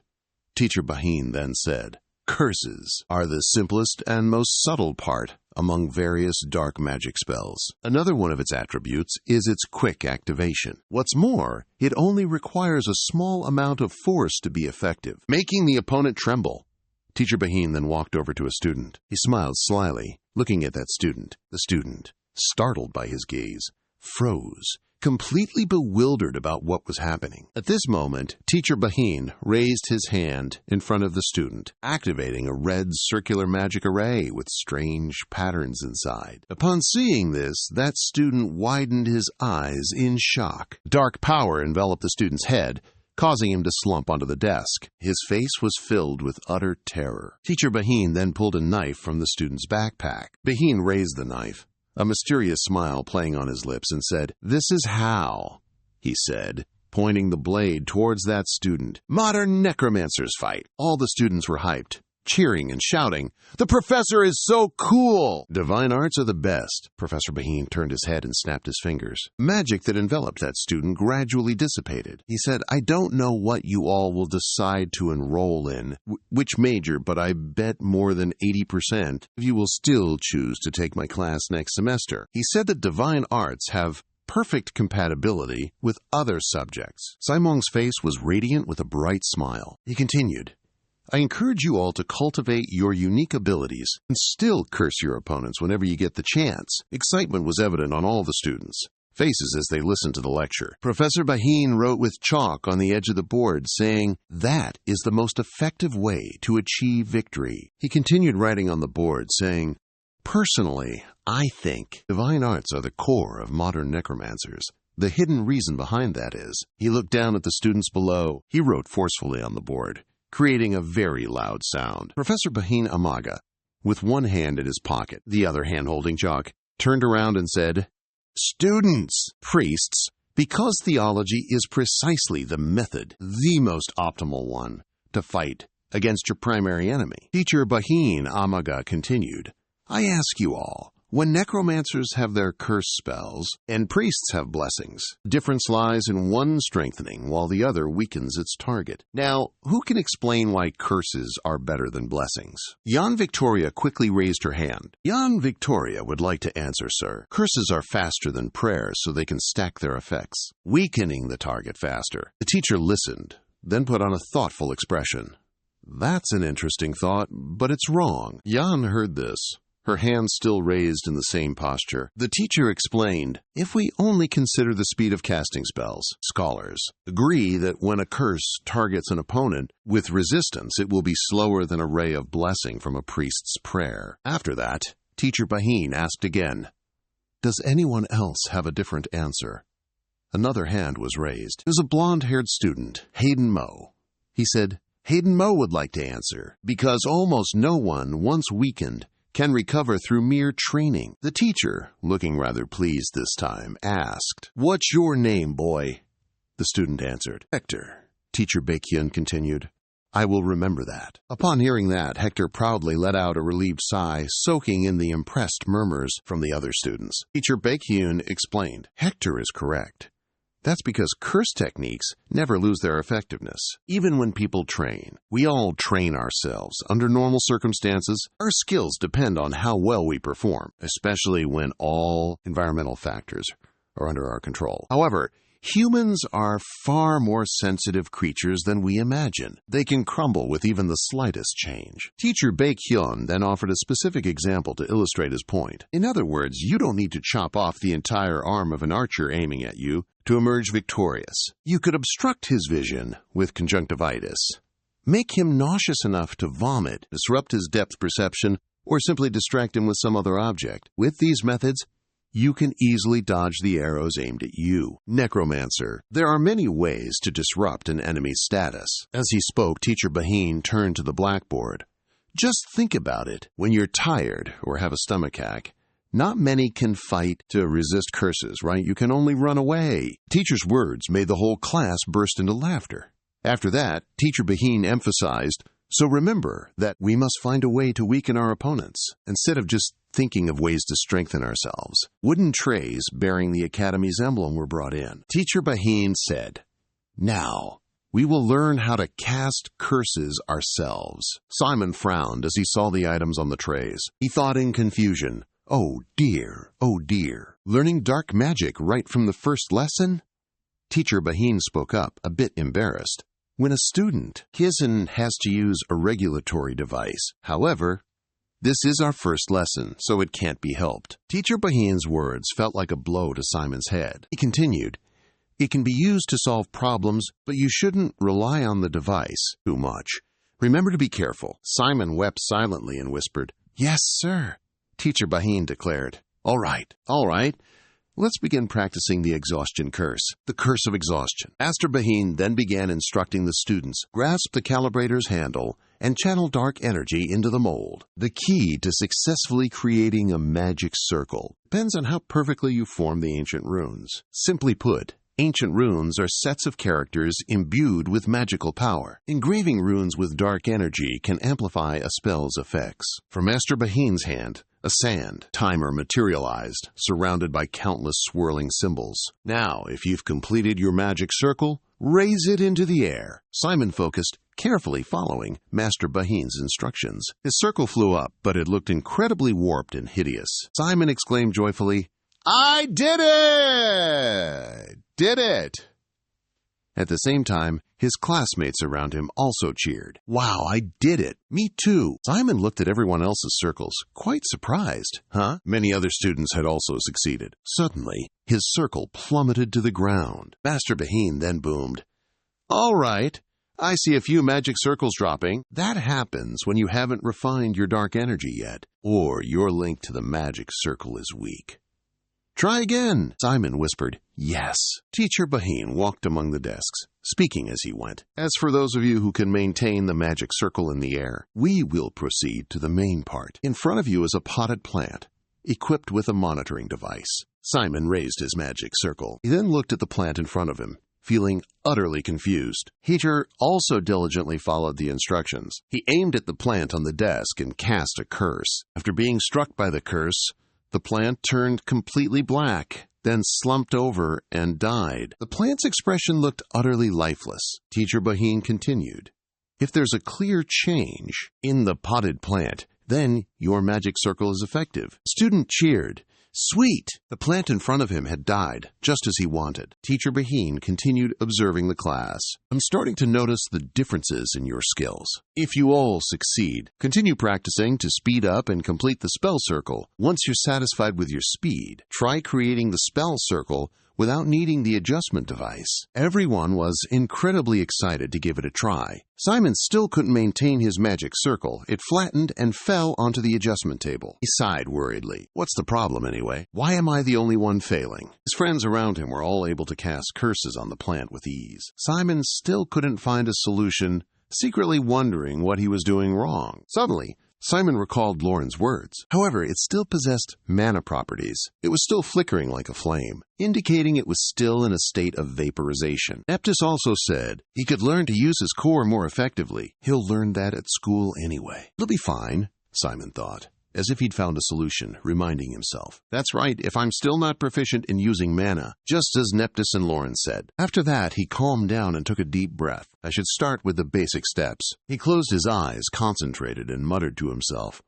The professor said, the error lies in insufficient purification, or a linking issue. So instead of directly channeling mana into the core, I'll try to gather as much as possible, and then transfer all of it into the core at once. The deep blue light was gradually growing larger. The dark energy had become more stable. Now, what needs to be done is, he gripped the device, muttering to himself, try again before the magic circle falls. The tree in front saw Simon's circle rise and shook its head. But Simon didn't see it. He shouted loudly, Wither! The curse settled upon the tree, making it wither. After that, it trembled and died instantly. Simon saw this and beamed with joy. I did it! From a high vantage point, he looked down at Simon with an unreadable expression. Professor Bahinagama clapped his hands as a signal. Practice session is over now, he said. Those who haven't successfully cast magic yet, please head back to the dorms to practice more. Simon let out a soft sigh of relief. It was a good thing he managed to finish it right there in class. He thought the class was finally over. Simon suddenly froze when he heard Professor Bahin speak about the remaining class time. We'll continue our lesson by applying the magic we learned today to our daily lives. Hearing that, Simon blankly wondered, how on earth do we apply it? Did I hear that wrong? Glancing through the class list, Professor Bahin looked at Simon with amusement. Ha ha! I see a student in this class who achieved first place in the special selection round. Simon Florentia, please step forward. Even now, Simon still hadn't gotten used to his first place title. The surrounding students were staring at him, scrutinizing and examining him. It's him. Wow, just how good is he? I'm so curious. Simon felt incredibly pressured and flustered. This was truly difficult for him. But Simon still mumbled, Yes, Professor. Professor Bahin quickly found another student to be Simon's opponent. The professor pondered aloud. Who will be a worthy opponent for our brilliant top-rank student? Let's see. I've noticed a few students with incredibly impressive entrance exam scores, actually. Then, student Hector is the one chosen to go up against our best. He possesses striking red eyes and golden hair, making quite an impression with his incredibly tall and muscular physique under everyone's watchful gaze. Simon and Hector stood facing each other on the podium. Professor Bahin quickly began explaining the rules to everyone. The rules are quite simple. Both sides will cast a debilitation curse on their opponent. The only curse you students are allowed to use is the debilitation curse. Perfect it. Then cast it on your opponent. Whoever's derriere or knees touch the ground first will lose the match. As Professor Bahin explained the rules, two assistants quickly brought adjustment devices for Simon and Hector. Suddenly, Hector raised his hand and spoke. Professor, I will perfect it without needing an adjustment device. His bold declaration earned praise from Professor Bahin. Oh, that attitude is truly admirable. The professor seems very amused by such confident students. Simon could only stand dumbfounded to the side. Simon realized that his opponent was far more intelligent than his intimidating exterior let on. For a student of Kizan to have to use an adjustment device would be quite shameful. Bahin hadn't expected this kid in front of him to pay attention to his every word. Xiong, you're not using an adjustment device? That's certainly a clever way to make an impression. Turning to Simon, Professor Bahin was curious how Simon would choose to use an adjustment device or not. And what about you, Simon? Simon hesitantly replied, I'll use an adjustment device. Compared to the other student, Simon's choice was notably less captivating. Even Professor Bahin's enthusiasm, usually high for outstanding students, dipped ever so slightly. But the decision is up to each individual, the professor replied. It's all right, no problem. Preparations are complete. It's time to begin. The professor requested, You two will start after my signal, all right? Good luck to you two. Get ready now. Both fell silent, awaiting the professor's signal. The atmosphere was incredibly tense. Professor Bahin shouted, Begin! Signaling the opening. Moments later, the professor cried, Begin! Simon gripped the control device tightly, trying to reassure himself. Don't be nervous. Just do what I did earlier. I can do this. I definitely will. Just a few more minutes. Simon suddenly felt a peculiar heaviness in his body. No way! It just started, and Hector already made a move. How can he be so quick? Excellent work, Hector. Professor showered Hector with praise. Without a control device, yet such speed. A very smooth start. Has he already succeeded? Hector smiled contentedly. Just one strike had already made Simon feel weary. Only now, in practice, did he fully grasp what the professor had told him earlier. But it's fine.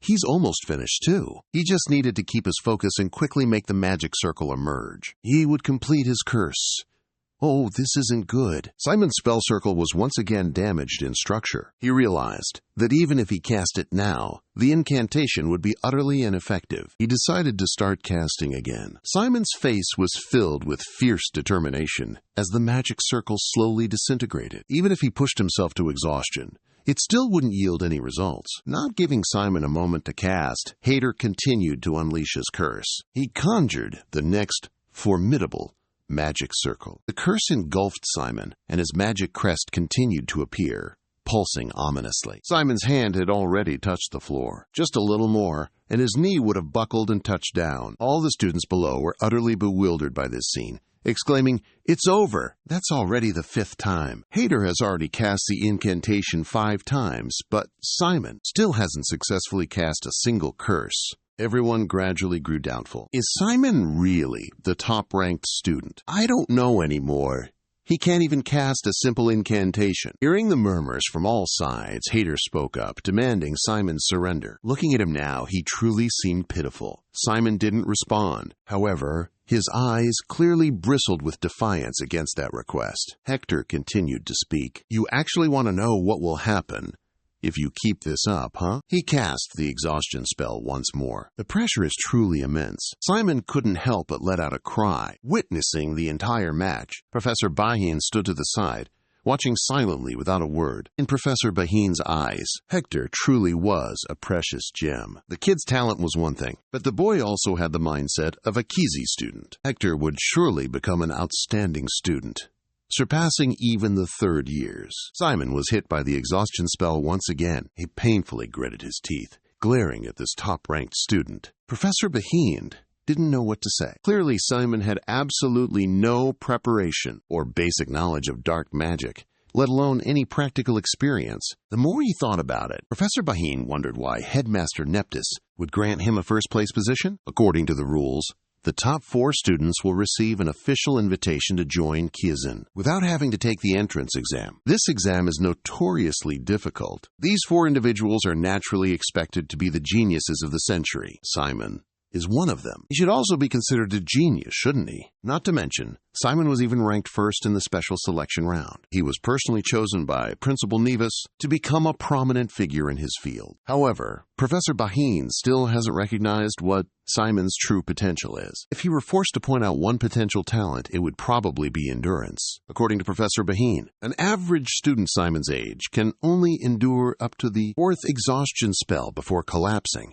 Yet, all this time, Simon has endured a whopping 9 exhaustion spells from Hector, yet he still stands firm. Not only does he stand firm, Simon even persistently tries to cast his own spell. This alone is truly astonishing. Simon's mental fortitude must also be incredibly strong. However, for a theology professor like Bahin, that point isn't particularly noteworthy. Stamina and mental power are only important for combat magic professors. They have nothing to do with my specialty at all. The professor continued to observe the match. Finally, Simon managed to conjure a magic circle. "Suikit!"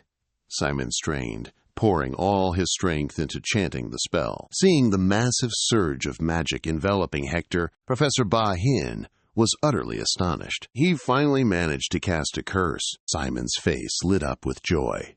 It worked! Constant pressure bore down on Hector's body. He had to brace himself with one hand. This depletion spell can generate such intense pressure. Clearly, during the preparation just now, he hadn't felt anything like this. Then, on Hector's hand, magic appeared. He thought, "Are you kidding me? I can't lose just because of one spell. I'm still in the lead. Yet, I can deal with that nuisance instantly," Hector cried out, his adjustment device now depleted, quickly falling to the ground. Simon also collapsed to his knees hitting the ground. That's right.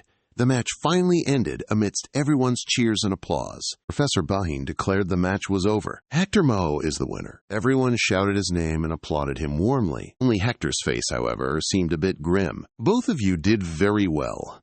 The match was extremely exciting, the professor said, then quickly dispelled the curse on Simon's body. "Thank you, Professor. The lesson is over." The professor smiled and clapped, seeing students off as class ended, and a female student approached. She came to ask the professor a question about today's lesson.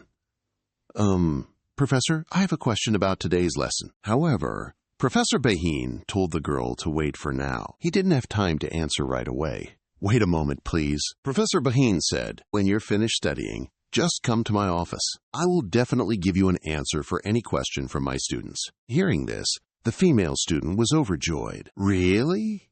Is that true? Thank you, Professor."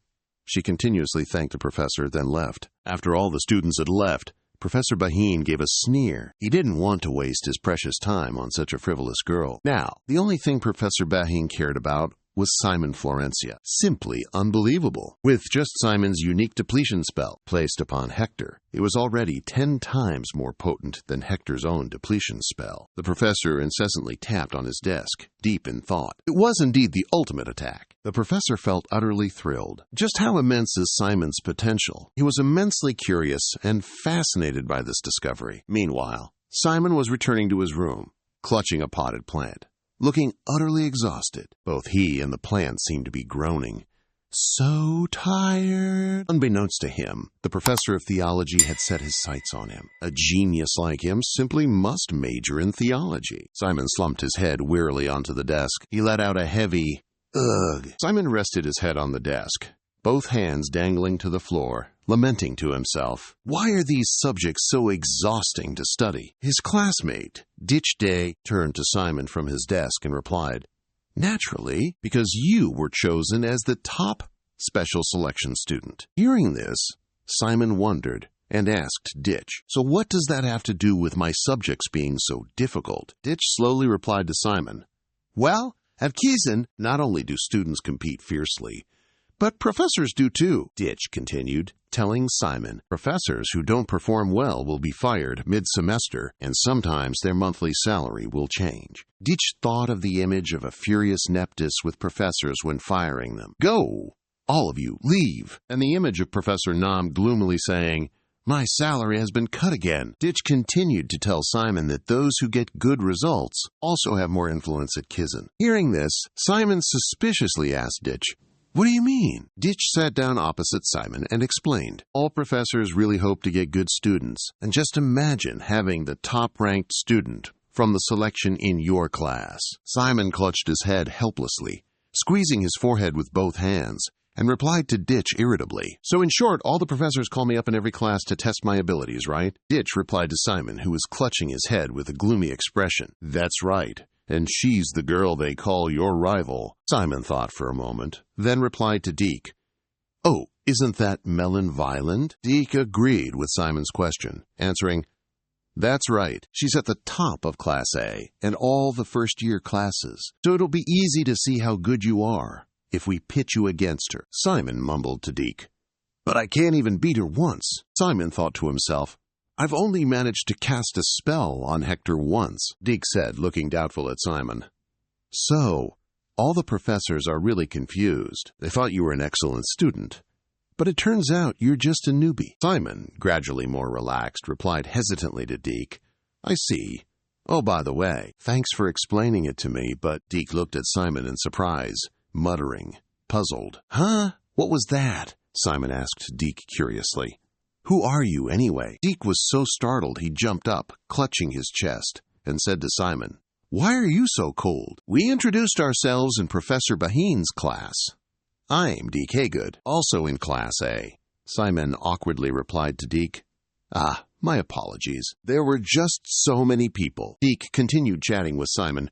"What do you think? Everyone seems to be talking about you." Simon calmly replied to Deke, "Perhaps they're just talking about the fact that the specially selected person, it's nothing special at all." Ditch laughed loudly and immediately replied to Simon, "Ha ha, don't listen to those words. Everyone's just like you know. I don't understand why they have to make such a big deal on the very first day of school like this." Ditch observed Simon and remarked, "But it's only been half the day, and you look utterly exhausted, don't you?" Simon chuckled softly, resting his hand on his chin, and replied to Ditch, "It's because I used up all my stamina in Professor Baheen's class already." Ditch, taking a sip of water, glanced at Simon and said, 10 times exhausted, you say? That sounds incredibly frustrating." Simon heard that and immediately replied to Ditch, "But it was quite interesting." Ditch, surprised and astonished, asked Simon again, Is that really true? Simon clasped his hands together cheerfully and replied to Ditch. It was a bit tough, but the lesson was absolutely fantastic. The entire class today was just like that, too. Ditch was itching with curiosity and utterly baffled. Simon saw that and immediately asked Ditch, "You are truly strange. Why aren't you happy about it?" Ditch stood up, scowled, and practically shoved his face right into Simon's. He pointed at Simon's face and said, "Oh, by the way, Simon, there's a rather serious problem here." Simon, startled and surprised, immediately asked Dai, "Huh, what's going on?" Dai covered his mouth and whispered to Simon, "Hector has already started forming his own faction." Simon, puzzled, asked Dai, "A faction, you say?" Dai continued to whisper to Simon, "Yeah, he's already impressed a lot of the kids in Professor Bahin's class, so it's no surprise they're swarming around him. Besides, he's the eldest son of a powerful family, so he's pretty famous." Dai's mind pictured Hector being praised by a male student, who exclaimed, "You were amazing just now." Simon rested his hand on his chin, deep in thought, and asked Dai, "Oh?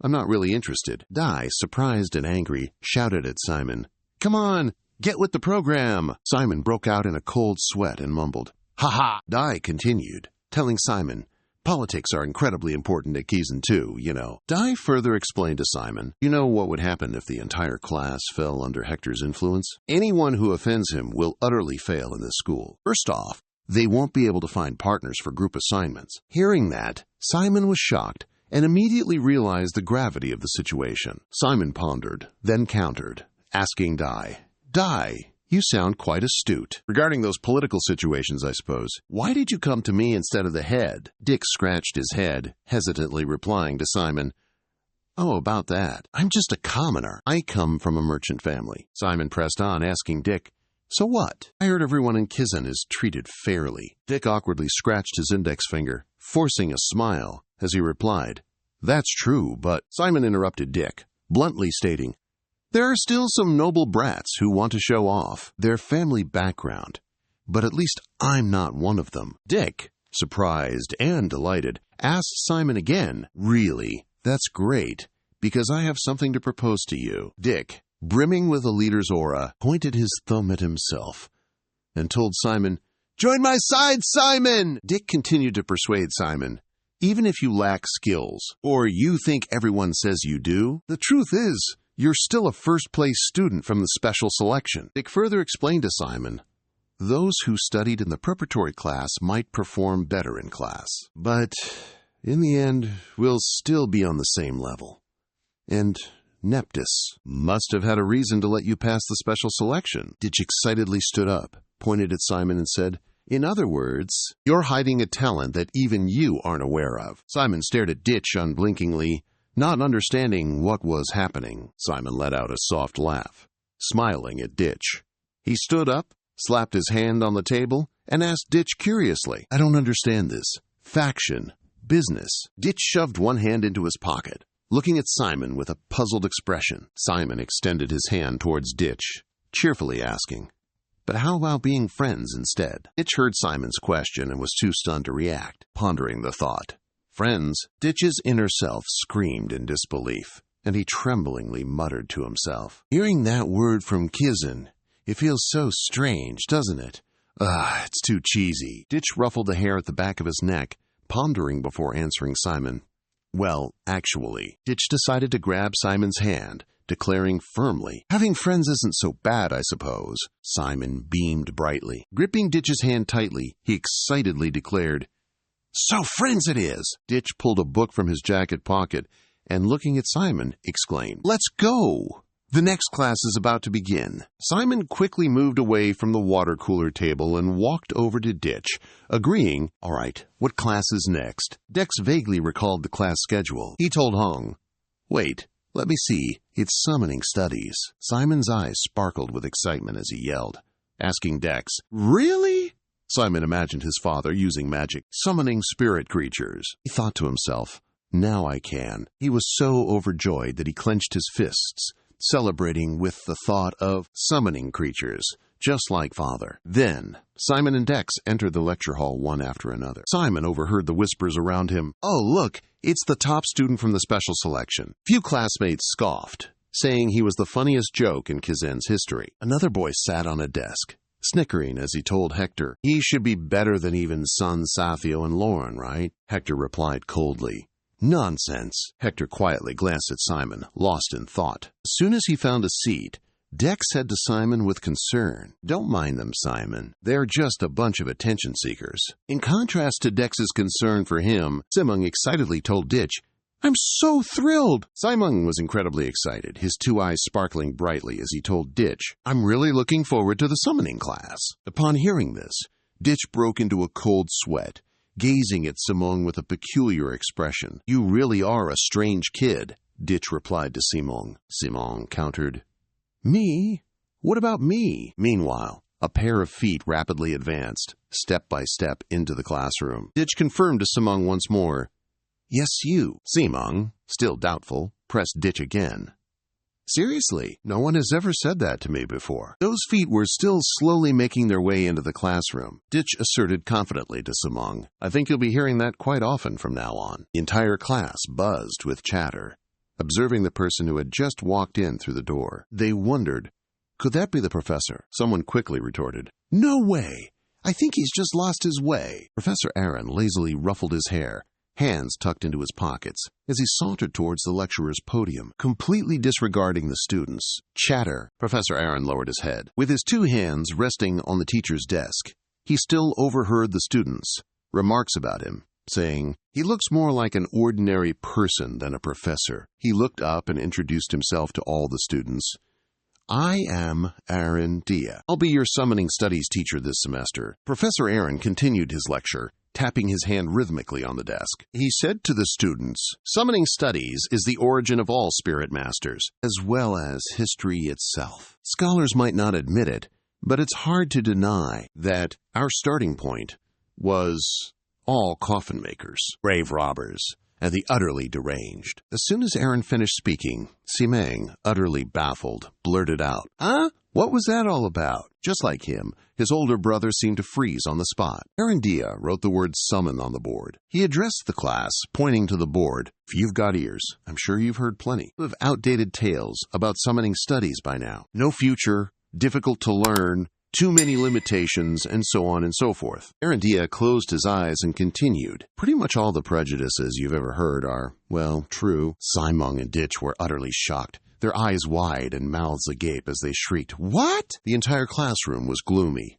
lost in thought. What is this man even talking about? He doesn't sound like a summoning professor at all. Aaron stood straight and tall on the podium, calmly yet spiritedly declaring, "I believe all other classes are very attractive, showcasing how wonderful their majors are, and the reasons why you should study them." Aaron crossed his arms and pondered for a moment, then said, "Personally, I'm not a fan of those kinds of pitches. I think I should tell you everything, the pros and cons, so you can make an informed decision." Aaron relaxed and, enjoying himself, made a proposal to the class. "So first things first, let's talk about the disadvantages." The students fell silent, sharing a common thought. "The teacher's pointing out disadvantages first?" Aaron crossed his arms, pondering. He calculated in his head and then delivered his answer to the class. "It's incredibly expensive.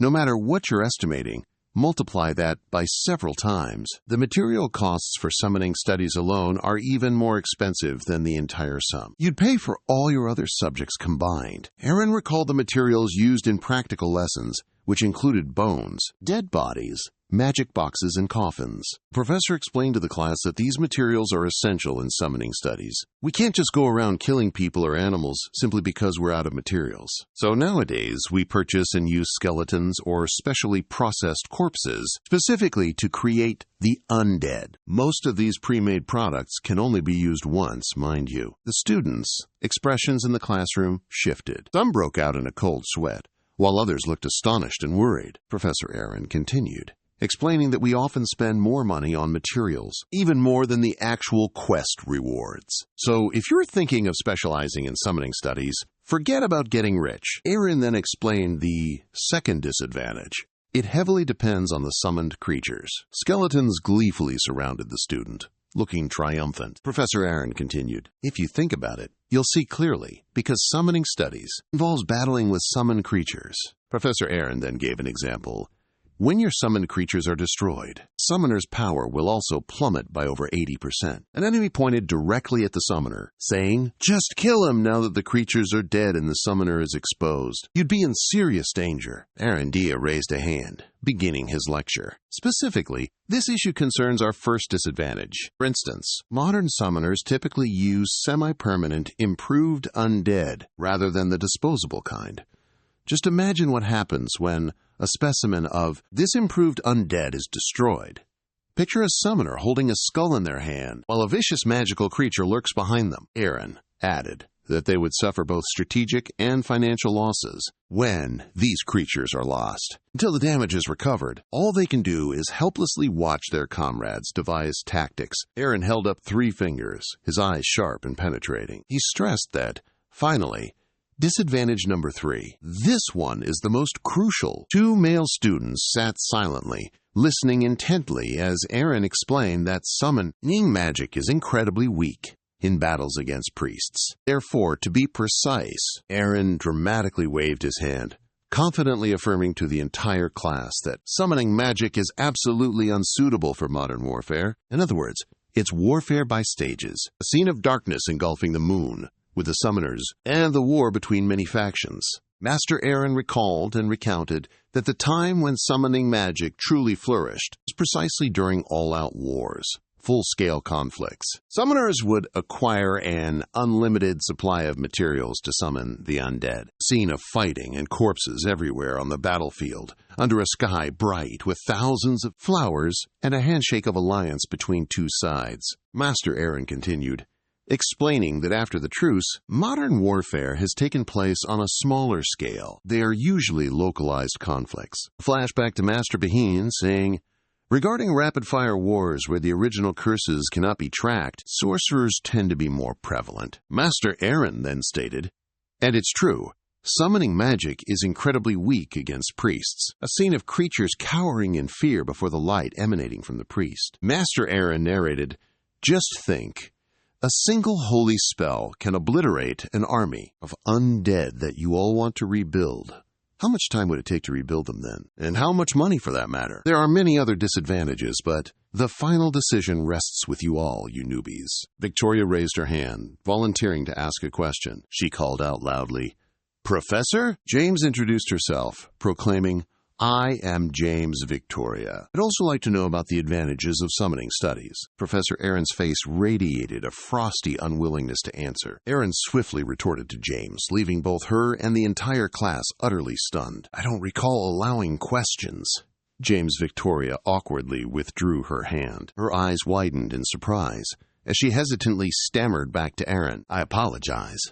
Arandia let out a frustrated sigh. He slammed a hand onto the desk, then declared, regarding the advantages, sheer numbers, diverse tactical abilities, and constant support from your summoned creatures. Simon and Dick, upon hearing this, simultaneously burst out in unexpected annoyance, thinking, "Don't you think we've missed out on far too many advantages?" Professor Arandia casually shoved both hands into his pockets, addressing the entire class. "To study this subject in the second semester or not, that's up to you all. But remember one thing." Professor Arandia's face became intensely serious as he issued a stark warning. "Don't even dream of stepping into any field if you lack sufficient courage." Arandia reminded them in a low voice, "Whether you wish to study this subject in the second semester or not, that's entirely up to you. But remember one thing."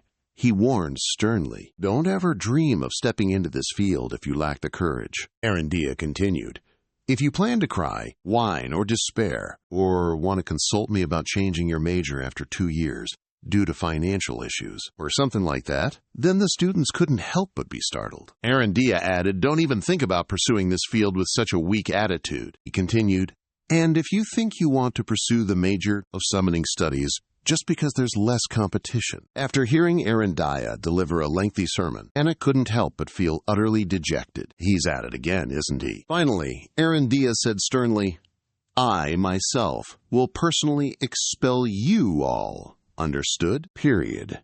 He then quietly said, "Now, let's begin our lesson." Students promptly replied, "Yes, sir." Arandia handed the students a peculiar box. He then said, What you're holding is the skeleton of a rat person. Haidao Simon quickly examined the item in the box. Arandia continued. Their skeletons are also similar to humans, but cheaper and simpler than human ones. Arandia tossed a skull into the air and said, most newcomers to this subject will start with the island rat folk. He pointed at the drawing on the board and continued. And here are the bone structures and the numbers. Arandia said sternly, let's begin. Take out skull number 1. The moment they touched the bones, the students got a little spooked. Arandia softly said, oh, skulls have already been pre-assembled for you, haven't they? A girl spoke up, sounding a bit annoyed. Ugh, it's kind of creepy. The person next to her immediately burst out laughing. Ha ha, but they're perfectly clean, though. While the students were still fumbling around, Arandia spoke up. You'll see a section where you can place your hand underneath the skull. And inside that is the spell circle regulator, Simon asked, a bit confused. Underneath the skull? Arandia gently instructed. Place your hand inside and form a spell circle. As they fell downwards, following the professor's words, everyone exclaimed in surprise, oh, it's really there. I guess the skull itself. It also functions as a regulating device. Simon cheerfully responded. Oh, all right, let me give it a go, Aaron said in a low voice. After the magic circle was cast, sudden, continuous screams of horror echoed. That skeleton suddenly moved, causing an uproar in the classroom, pouncing and biting hands. And the girl's hair. Everyone was utterly stunned. Aaron felt a throbbing headache. Oh dear, I was just about to tell you not to be startled because the zombies would soon be activated, Aaron playfully quipped. I suppose I spoke a tad too late, didn't I? The frustrated students exclaimed. How petty! While the skull continued its mischief, Ditch trembled uncontrollably. Simon calmly commanded, Stay put! The moment it saw the skull, it obediently settled neatly into his hand. His friend Ditch couldn't help but be surprised. Simon, you deal with these kinds of things often, don't you? Simon softly replied. I just happen to encounter them quite a bit. At this moment, Aaron tapped his hand on the table and sternly stated, Get used to it, kids. You're necromancers, after all. After the magic circle was activated, the zombie creation process was nearly complete, Aaron continued. Of course, it can't move freely yet, because it doesn't have a body. So now, you all must create its body. However, summoning masters should know the bone structure of the summoned creature clearly. A human body originally has a total of 206 bones, but the island rat people only have 53 bones, so it's much easier. Arandia instructed. First, find the neck bone. Next, connect it to the skull. Hearing that, the apprentices tremblingly picked up a bone fragment. Suddenly, the bone fragment snapped tightly onto the skull. Everyone was startled and cried out, Wow, Arandia softly explained. The skeleton has a tendency to return to its original shape. Therefore, assembly will be very simple if you follow the correct sequence. At that moment, Simon thought to himself, I understand now. In the back, the assigned rat was incredibly mischievous. After a while, Arandia spoke. Next are bones number 3, 4, up to 11. Lauren then peeked at her friend's work and asked, How did you place bone number 9? The girl next to her kindly pointed out, If you look at this part, Arandia didn't forget to remind them. Be careful not to mix up the upper and lower backbones, all right? It must hurt a lot. This island rat walks with such a straight back, so getting the spine just right. Supporting the body's back is the most crucial part. Diem assembled the bones, beaming with a bright smile. Wow, Aronia murmured. If you assemble the zombie's parts in the wrong order, it won't be able to move properly, Aronia continued.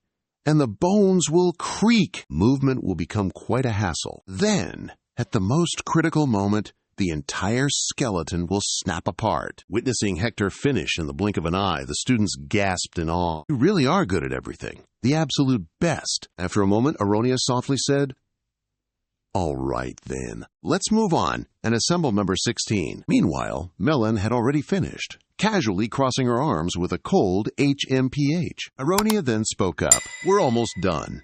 Just assemble bone number 53, okay? If any of you are stuck, remember to raise your hand. The whole class immediately descended into chaos, everyone frantically calling out to the professor. I can't connect the leg part, Professor. Another student chimed in, interrupting the professor. My skeleton ran away. At the same time, Simon had finished his mouse skeleton. This is the first skeleton I've ever created using dark magic. Suddenly, a voice dramatically called, "Oh, Saint Simon!" Simon's friend, Ditch, was sobbing uncontrollably nearby. "Simon, look at my skeleton. Why are its leg bones stuck to its arms?" Seeing that bizarre sight, Simon could only sigh helplessly. Despite that, Simon quickly pointed out the problem. "I think you've mistaken the leg bones for arm bones." "So it thinks its legs are its arms?" Ditch asked, bewildered. "Oh, really?" Simon began comparing the two skeletons. "Yeah, look here. Bone number 21 is a leg bone, not an arm bone," Ditch joyfully exclaimed.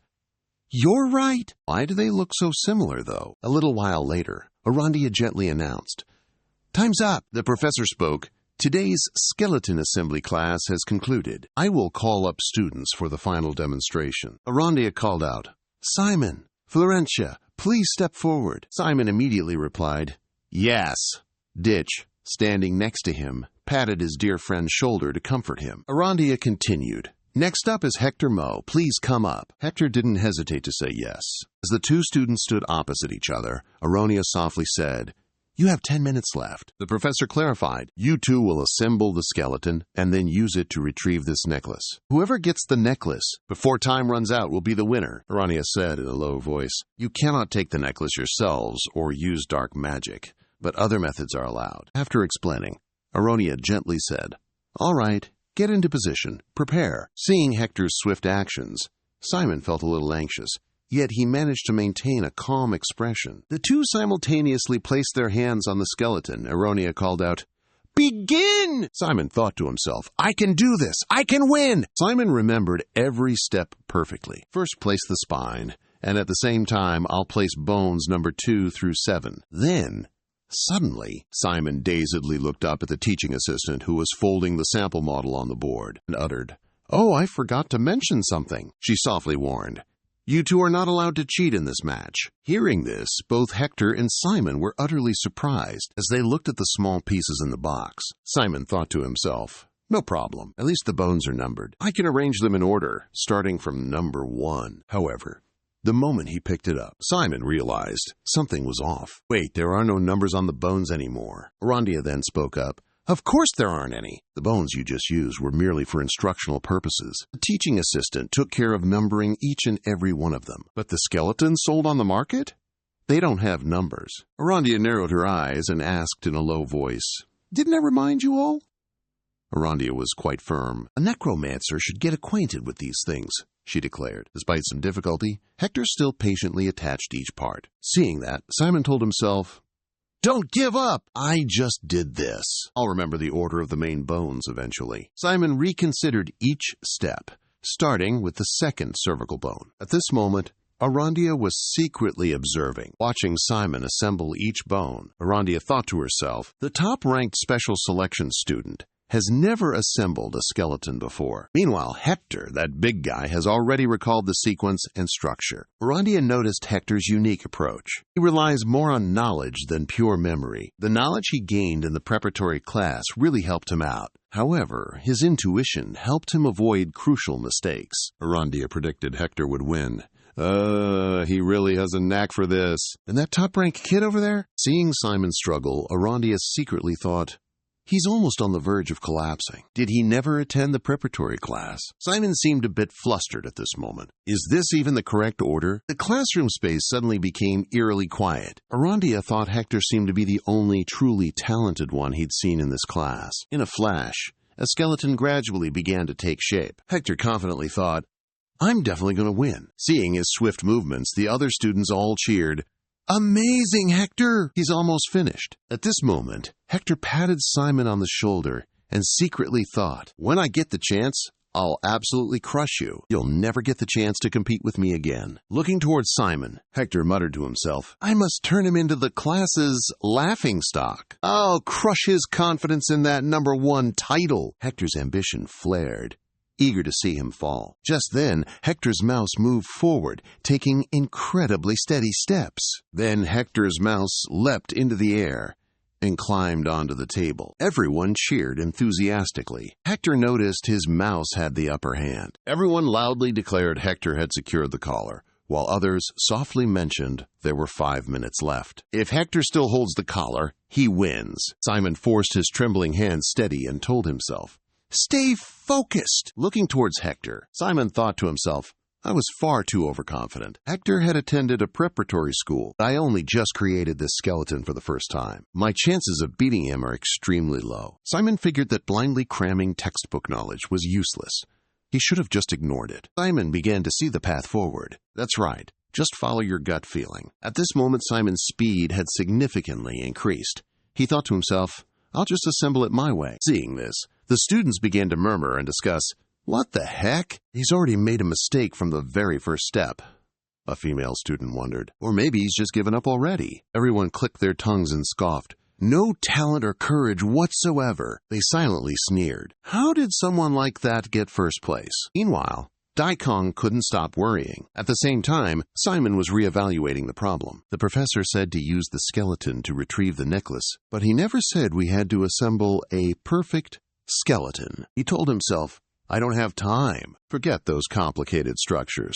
The simpler, the better. Each bone began to be attached. Simon used bone number 20 as a front leg. He quickly picked up another bone piece. I can't discard number 27. This is a crucial part. Simon immediately went after Hector. I'll skip number 28, take number 29, and then number 31. Seeing him so focused on assembling the bones, Rundia felt a little suspicious. Suddenly, the professor gasped, startled by something he saw. Simon's mouse had started to move. Arendia was utterly dumbfounded. No way! How on earth is this kid? The professor realized it was the skeleton of a gray mouse. The gray mouse was precisely the pre-evolutionary form of the island mouse people. He had used a different assembly method to create that structure. Arandia thought in surprise. Of course, it's not exactly alike, but it's still an undead creature. It doesn't need to be exactly the same. As long as it can move, that's good enough. How could a student who's never even taken a prep course? Rundia was quite skeptical. How did he figure it out on his own, without any prior knowledge? Just then, Cindy and Dick excitedly cheered, Go, Simon, go! That's right. Keep it up. Rundia still couldn't believe his eyes. Something was definitely fishy. Below, the other students were all buzzing with chatter. Ian exclaimed, I don't know what it is, but you've actually finished it. Hearing that, Hader mused to himself. I'm the only one capable of creating a perfect skeleton. Thanks to Simong, everyone unanimously realized, that's right, the form isn't what matters. Even a notoriously cool character like Melon couldn't hide the shock on her face. Hader scoffed to himself. I whipped this up in no time, without even glancing at a diagram. The trainees below loudly ooh-ed, ahead, and cheered, Simong! Simong! Simong, faced with this overwhelming attention, Hader froze on the spot, utterly dumbfounded. Me? Hader? He's suddenly the center of attention? Hader angrily gritted his teeth, yet despite his efforts, his jealousy and envy flared up. No one was cheering for him anymore. Just then, his mouse aggressively charged forward. It directly attacked the opponent's skeleton. Seeing that, Simong was a little stunned, his expression turning bewildered. Hader smirked, utterly delighted. Simon Florentia, I'm about to win. Suddenly, Simon flashed an enigmatic smile. He moved his hand to control the skeleton. Just a second later, Simon's mouse snatched the item. With astonishing speed, it defeated the opponent. Hector's mouse turned its head, its eyes blazing fiercely. Finally, the item landed in Simon's mouse's grip. Even though it was dismembered, it stubbornly clung to the item. Hector exclaimed furiously at this. He loudly protested.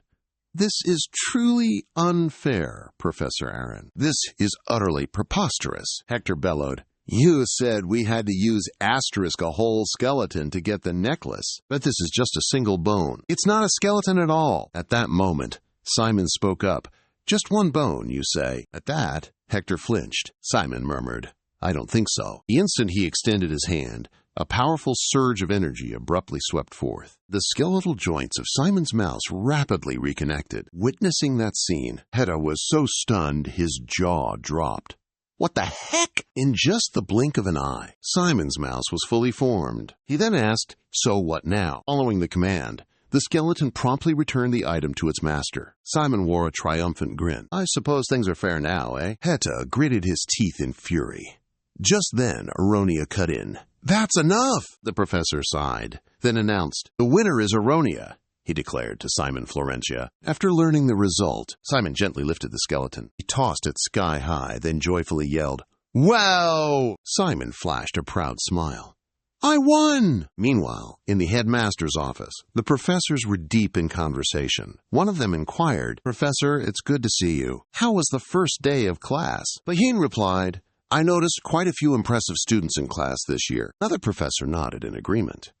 Isn't that right? The specially selected students, and also the students who scored high on the entrance exam, didn't they? The teacher also conceded, That's right. Melon Violent is more talented than I thought. She managed to create senate poison on the very first day. Someone softly remarked, Blood truly is thicker than water. All 7 children from the Violent family are truly exceptional. He softly asked, Then what about the heir of the ivory tower? The teacher set her teacup down and spoke up.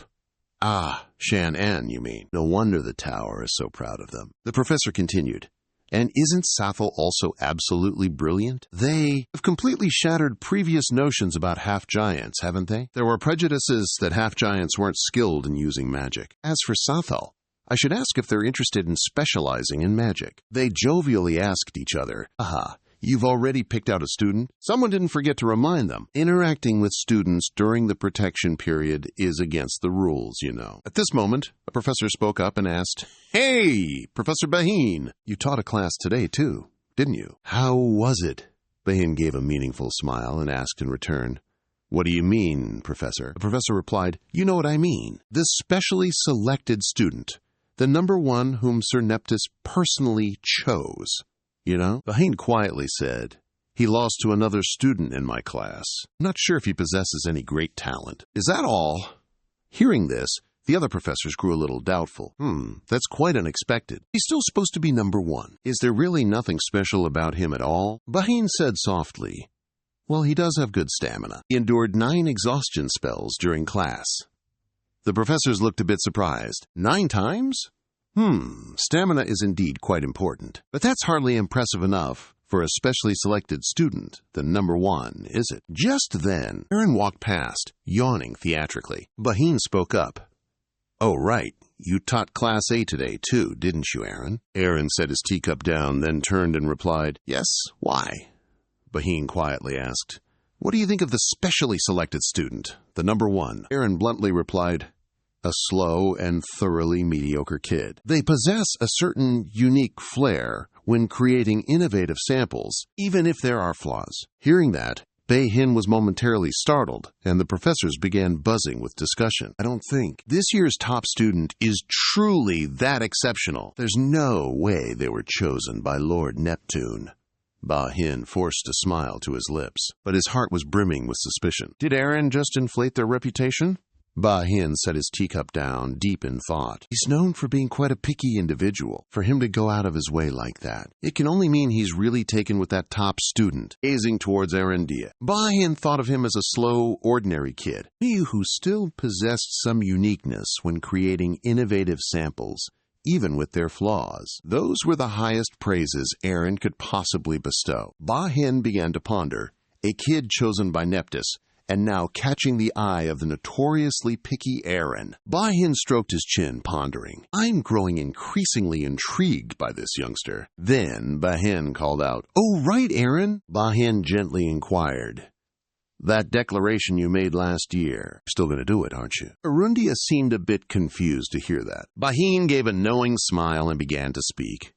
Isn't it true that you don't intend to directly mentor any student under your wing? Hearing this, Arundia immediately gave him a glare that could peel off his face. After a brief silence, Arundia spoke. Professor Baheen, I don't. Suddenly, Neptus burst through the door and cheerfully bounced in. She announced, Hello, everyone. The professors immediately bowed in greeting to Sir Neptus. The principal excitedly waved his hand in greeting. Just then, Baheen pulled out a merino ice cream stick and grinned widely. Welcome, seeing that, Neptus pretended to refuse, but still reached out and took it. Oh my, I've told you not to treat me like a child anymore. Baheen gently replied, One of the qualities of being a gentleman is preparing snacks. For the lady, of course. Neptus felt secretly pleased. HMPH, quite the smooth talker, isn't he? The professor softly asked. Did you bring the whole refrigerator with you? Baheen promptly replied, Of course. Neptus spoke up then. I think I should accept it. Bahane already gave it to me, after all. The professor quickly gave up their seat for the principal. Please have a seat here, Principal Neptys. She happily replied, All right, thank you. Neptys sank into the comfortable chair and spoke up. How are the new students doing on their first day? Professor immediately replied, I understand why the Ivory Tower is so confident. Sutil also possesses an amazing talent for magic. The teachers eagerly recounted. Melon is also incredibly amazing. Neptys nodded, saying, Good, good. She spoke in a gentle voice. There are many talented students in the first-year class this year. I hope the student protection period will end soon. While the professors were surrounding the principal, Arandia simply stood silently outside. After briefly hearing about the situation, Neptys happily said, Good, excellent. Please report any issues you might have. Today is only the first day, after all. Please head back early and get some rest. Everyone promptly replied, Yes, sir. Just then, Arandia spoke up. Neptys, I wish to discuss something private with you. Upon hearing this, the professors turned to look. Their faces filled with confusion. Neptys boisterously replied, Huh? Of course. Let's go. Neptys gently inquired, What is it you wish to discuss, young man? Arandia softly stated, I'll tell you once we're entirely alone. Upon seeing this, Bahane secretly mused. He's always been so blunt. He smirked, however. Lord Neptys won't let you know what you want so easily, Aaron. At the same time, Dick awkwardly chimed in.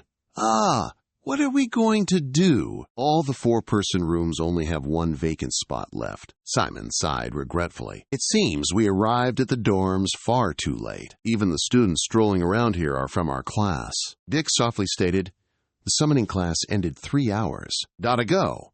So all the other students must have already found their rooms. I guess so. At this moment, the dorm caretaker spoke up. I apologize, but there are no rooms with 2 vacant spots left on the 2nd floor either. Simon and Dick quickly chimed in.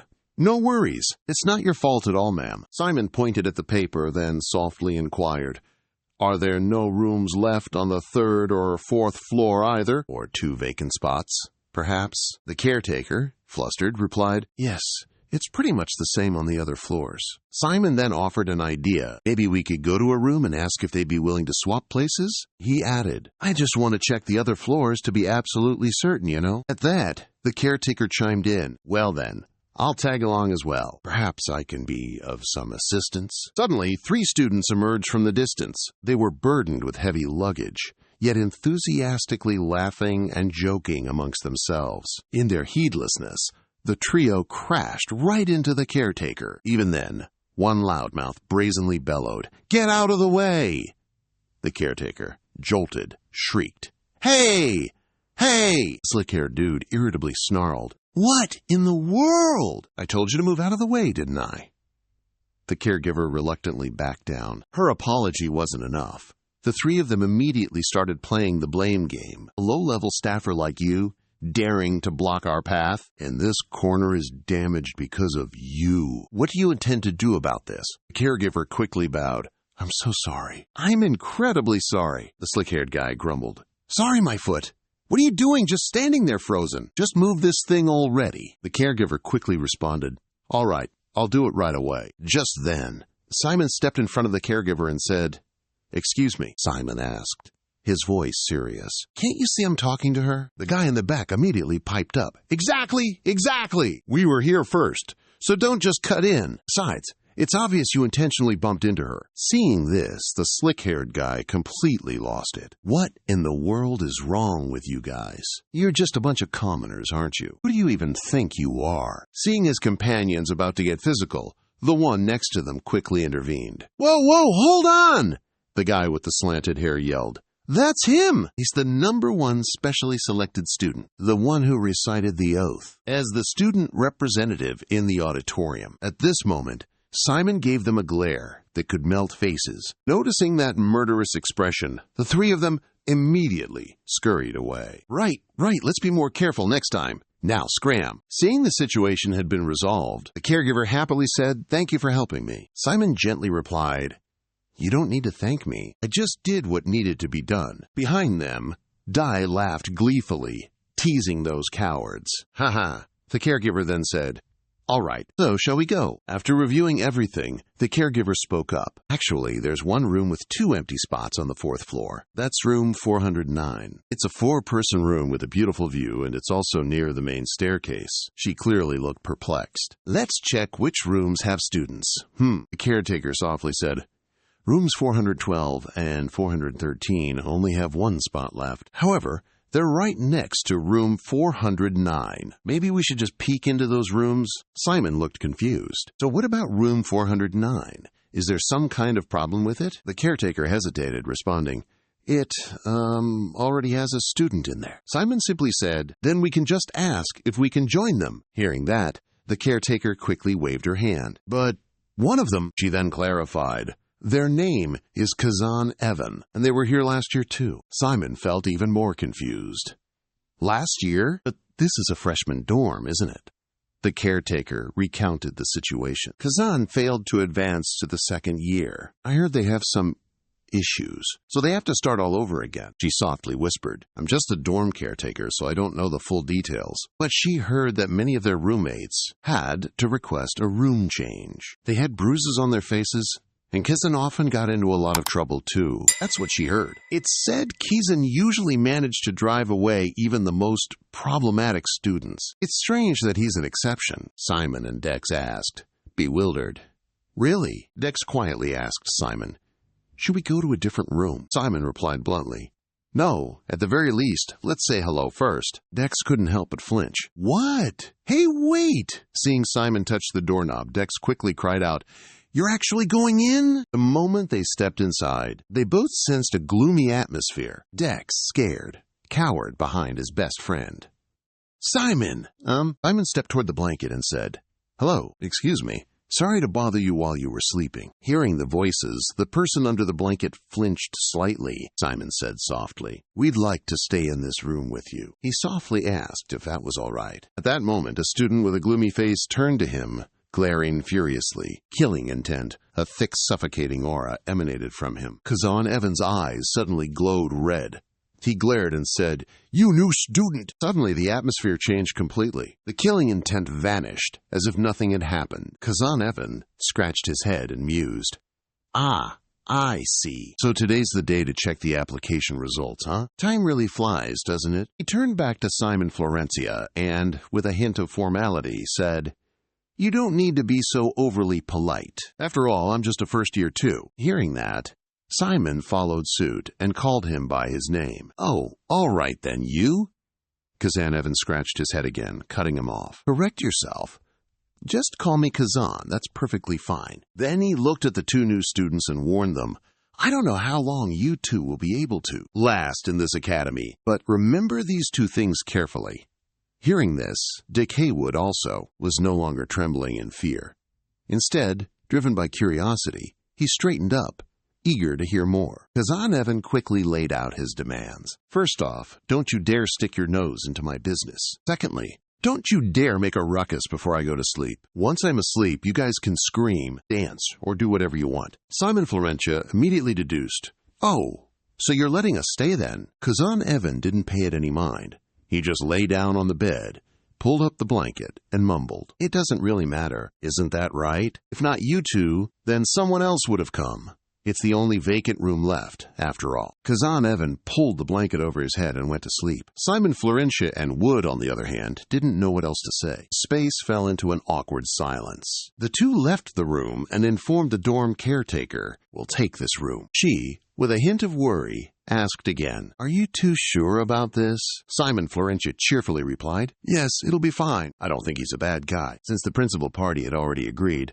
the dorm caretaker had nothing else to say or advise. She stuck the list of students sharing the room next to the door, all the while giving instructions. All right, if you still have any issues, don't hesitate to let me know. I'll immediately report the matter to the landlord so they can handle it. Simon Florencia bowed politely and said, Understood. Thank you. After that, she simply bid them farewell. Good night. Simon Florencia and Dick Highwood also opened the door and entered Dick Highwood's room. He clutched a thick stack of documents in his hand, about to tidy the room, looking a bit worried. As he looked at the person sleeping on the bunk bed, he then asked his friend, Do you think he really won't wake up? Simon Florencia answered honestly, I'm not sure either. However, he did say that we could do anything while he's asleep. Well, Dick Highwood furrowed his brows, muttering softly as he thought for a moment. Then, without warning, he noisily dropped the books in his hand onto the floor. The sudden noise, which was incredibly loud, made Simon Florencia jump in surprise when she saw that Kazan Edvon wasn't disturbed by the loud noise at all. Dick Highwood remarked softly, "So you was actually telling the truth, huh?" Simon Florencia confidently told her friend, "I don't think he's a bad person. As long as we just follow his rules, everything will be fine." Kazan Edvon still lay silently on the bed with his eyes closed. Let's put that aside. Dick Haywood happily discussed with Simong. "Anyway, now that we have rooms, let's leave our stuff and go take a bath. I saw a bathroom on the second floor when we were going up there. Let's go check it out." Simon Florencia asked back in surprise, "A bathroom?" A moment later, Simon Florencia stepped out comfortably from the bathroom. He had a towel wrapped around his head, like two little buns on either side. A clear expression of satisfaction and contentment was evident on Simong's face. He smiled so widely his eyes crinkled and cheered with delight. "Oh, I really like this," Nick Haywood replied, seeing his friends smile so brightly. "I can tell just by looking," Nick Haywood said with a hint of helplessness. "Good heavens, in my entire life, I've never seen anyone this happy after taking a bath. Before coming here, did you live in the mountains or something?" Simon happily replied, "Something like that." He then recalled the scene of Simon fiddling with the buttons in the bathroom and continued, "But seriously, could you please stop making those sounds of delight when pressing the buttons in the bathroom? The other students are already starting to gossip." Simon Florencia asked in disbelief, "Really?" Chatting as they walked, the two of them soon returned to their room. Dick Haywood twisted the doorknob and chimed in, "Yeah, you were already the talk of the town for being the top scorer on the exam. And now you're also being called a country bumpkin and a phony." Simon Florencia groaned dramatically, so he explained, "Well, I still think it's better here at Kiezen." Dick Haywood found that reason perfectly acceptable. True, everyone wants to get accepted here. He casually sat down on the bed and went on, "Of course, whether we get to stay here depends entirely on our scores, you know." Simon Florencia chimed in, "I heard there are only 300 students in the second year," Dick Haywood exclaimed, simultaneously making a prediction. "Oh, right, the fact we still have time to gossip like this is because we're still under the student protection period. Just wait and see. Half of these folks will be out of here soon." Hearing this new, unfamiliar term, Simon Florencia asked, curiously, "Student protection period," because Dick Haywood earnestly explained to his friend, "Right, that's when they can't accurately assess and haven't given scores to the students yet. At such times, the professors won't be able to talk privately with these students, and they also can't arbitrarily expel those students." He added that they also aren't allowed to harm the students either. If I remember correctly, there's still many other forbidden things they can't do, so I can't remember all of them. Simon Florencia recalled what he had done in class, which made him shiver a bit as he thought, so they're just turning a blind eye, overlooking everything I did today? Dick Haywood continued his dejected rambling. After that period, expelling students is a common occurrence. Expelled for not demonstrating enough talent, for showing no promise of a successful future, violating regulations, submitting poor quality assignments, you name it. Simon could only sigh in response. Dick Haywood suddenly perked up again. He raised a finger to make a point and said, "Listen, however, if you can just hold out until the end of your first year, then you can get a job almost anywhere. If you can actually survive this insanely intense competition and officially graduate." Dick Haywood pointed towards Simon Florencia and began to paint a bright future. "If that's the case, you'll become a pioneer. In an era where all continents are developing." Simon let out a dazed, "Whoa!" Dick Haywood lay on his back on the bed, his mouth still rambling nonstop about the beautiful prospects that could unfold. "I reckon you could become pretty much anything except a noble. Actually, though, a small nation might even marry off their princess to you if you graduate from Kiezen." Simon Florencia asked in return, "You want to become a noble?" Dick Haywood shot up, propping his chin, and replied, "Nah. While it would bring some definite perks, that's not my main objective." Simon Florencia continued to ask, "So then, Dick Haywood brought his index finger and thumb together to form a circle, holding it out in front of Simon. He eyed the symbol with a half-lidded gaze, a potent mix of 3 parts disdain and 7 parts utter helplessness. A cunning grin appeared on Dick Haywood's face, and he said, "It's this." Simon Florencia looked at his friend's money-grubbing face and sighed exasperatedly. "Oh, I see," Dick Haywood continued proudly. "So that means, from now on, I'm going to be super busy. Simon Florentia didn't pay much attention. He waved his hand and casually replied, "All right, got it." Dick Haywood was still lost in thought. If you ever need money in the future, maybe you'll be hit by something that looks like a box, flying out of a pitch-black hole that startles you half to death. It seems it was summoned by Simon, who was still unfazed by this. Dick Haywood completely forgot about his own bright future and panicked, continuously asking questions. What is this? What in the world? What did you just do? Simon Florentia calmly replied, "It's just a subspace." Dick Haywood continued to ask, "Then what's that over there?" Simon Florentia presented his face, now decorated with a Scotland-themed paper featuring a mouse sticker, and explained, "This is a kit for making a mouse skeleton. I haven't really studied this subject much, so I brought one here to practice first." To become more proficient, Dick Haywood scrambled closer to Simon Florentia and asked, "We just finished class. Now you want to keep studying?" He honestly replied, "Yes.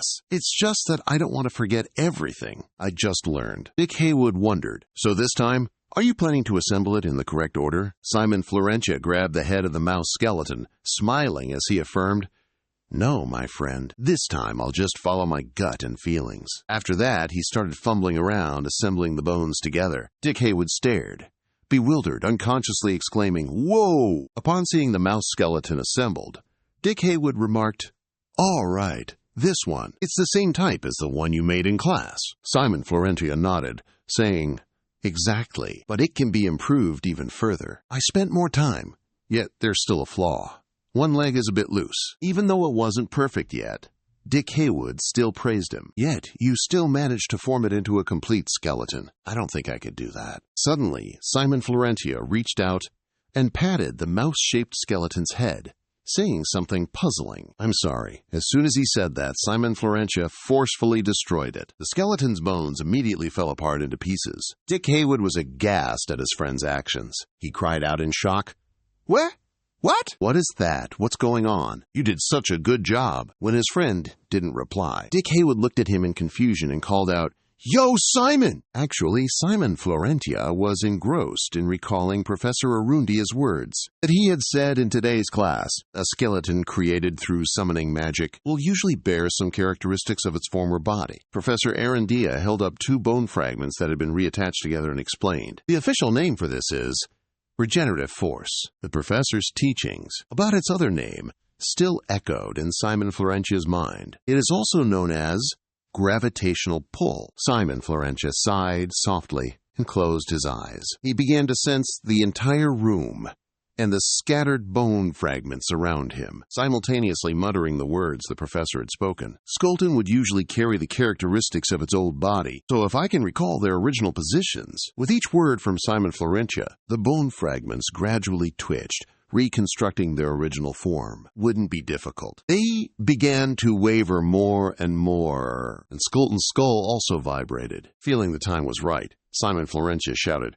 "Restore!" Immediately, a red light flashed from Skeleton's eye sockets, as if it had just come to life. Whoosh!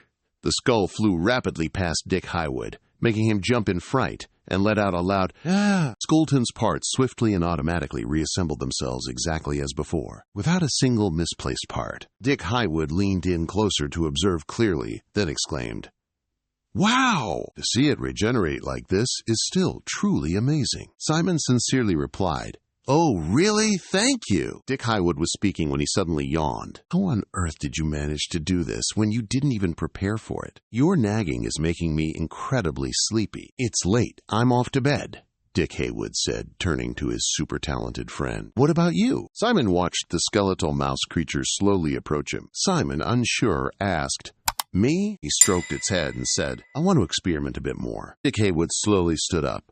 "Oh, is that so? Well then, I'll head to bed first." He suddenly asked Simon Florentia, "What's the first class tomorrow?" He replied with a smile, "Tomorrow? Heh, I'll be studying this skeletal mouse creature while giving it some affectionate pats." Suddenly, the red light in its eyes turned a deep blue. Sitting in the room with the skeleton, Simon thought to himself, "This time I'll follow the diagram." After a while of fiddling around, Simon realized, I have to connect it like this so the leg joint can rotate. This is a rat person's bone. What if I arranged it differently? So can it move normally, I wonder? The joints feel a bit wobbly, not very secure. Simon muttered to himself. Probably not. He began recording his experiments. Arranging the chest joints of the mouse person in a different way proved ineffective. The assembly blueprint was originally a standard established by necromancers eons ago. Therefore, to reach this stage, undoubtedly, they must have experimented and made countless mistakes. Simon thought to himself with a serious face. Just like me now. He reached out, grasped the skeleton, and realized that every single step had its own reason and meaning. Only after assembling and reassembling it myself did I realize how great the previous generation of necromancers truly were. Simon then spoke softly. Hey, I tried swapping the positions of the skeleton frames. Frame number 25 with number 31 of yours. How is it? Simon asked gently. Uncomfortable, huh? Skeleton immediately shook its head vigorously. Simon then said, I get it. This combination isn't quite right. I'll put it back where it was. He told himself, even though the structure seems logical, there's still a more effective arrangement, so you can actually move. How can I quickly find that method? Finally, Simon closed his notebook and murmured to himself, all right, I need to study more thoroughly and carefully. He pondered everything again. The skeletons father used to help everyone at the estate, and the skeletons Lauren used to control the gangs. Simon wondered, what was he lacking compared to them? Just then, Skeleton's eyes glowed with a strange, powerful aura. Simon threw his hands up in defeat. It seems my knowledge isn't sufficient yet. I'm really looking forward to the next lesson. The next day, the professor sternly explained that dark energy plays a fundamental role for a necromancer. The one standing on the podium was Eric Ora, professor of dark power studies for Class A. He said in a low voice, so I don't know how much more I can emphasize the importance of dark power studies. Eric Ora then posed a question. So how does dark energy create magic? To answer this question, so we must understand the flow of dark energy, the ancient runic language, and the mechanics of the magic circle. While Simon was still paying close attention, Dirk next to him had been nodding off for a while. The origin of the ancient runic language actually stemmed from the Black Temple's everlasting flame. Initially, no one questioned why that torch there never went out. And why? Because back then, people believed that questioning God was an act of blasphemy. One day, however, they realized that the characters from the torch looked strikingly like letters. They were surprised to learn that these ordinary letters were actually the very thing that created a miracle to maintain the torch's light. The professor said softly, that is the story behind the origin of the runic language. Hearing that, Simon's eyes widened in awe, exclaiming, wow! Dirk, next to him, instinctively slumped his head onto the table. Professor Eric Ora continued his lecture. The wizards and necromancers, who discovered the ancient runic language, tried countless times to create the modern runic language, as easily understood as it is today. The professor picked up chalk, wrote a few lines on the board, then declared, this is the runic language. After those improvements, these two magic circles exemplify the use of the improved rune language. Eric Ora continued, the magic circle you see here cannot be activated. The difference between it and the activatable magic circle on the right lies in how the rune language is integrated into the magic. Eric Ora added, thus, with the tuning device and the knowledge you've acquired, you can utilize dark energy more freely. Finally, the professor put down his chalk and softly announced, today's lecture concludes here. I have an assignment for all of you. You must submit the following specific content by next class. Take one of the non-activatable magic circles we used as an example in class. Present how you modified it, including the calculations and formulas you used to make it work. Before leaving, Eric Ora continued, oh, that's right. The 3 students I call upon next class will have to present their assignments. Finally, the professor gently said, see you all next class. As soon as Eric Ora left, the students started to complain. Oh my goodness, dark magic. It's just too hard. One person nodded in agreement. Right? I walked across the school grounds, yawning broadly. It feels exactly like when I was learning algebra with him. Why can't I remember any of those formulas? I don't understand why I even need to know all these rules anymore. Simon, though, just said, it's not that bad. He then lifted his head, looked up at the sky, and said softly, I didn't understand more than half of that lecture, but I liked the way he described it. Each working principle. Dick, bored, interjected. What about Kizan don't you like? Dick had noticed Simon's strange behavior. It's been like this all morning. He kept talking endlessly about the soap in the bathroom. Caught red-handed, Simon immediately elbowed Dick, making him yelp in surprise.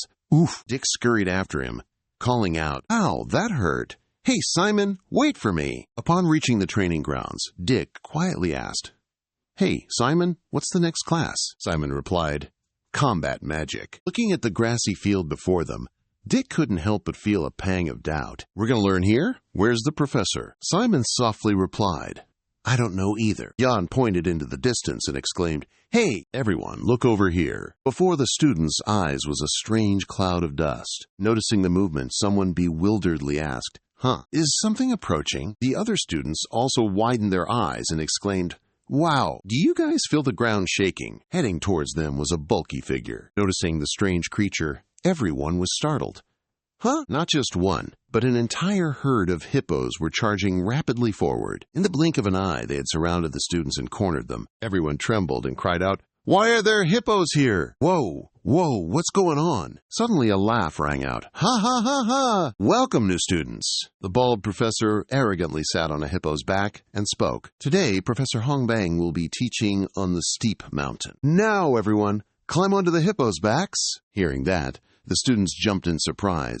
"Climb up, you say?" At this moment, Dai quietly whispered, "To be honest, it's not that surprising. The renowned combat magic professor at Kizan is quite the eccentric, I hear she camps out in various spots on steep mountains." Hearing that, Simon's curiosity was piqued.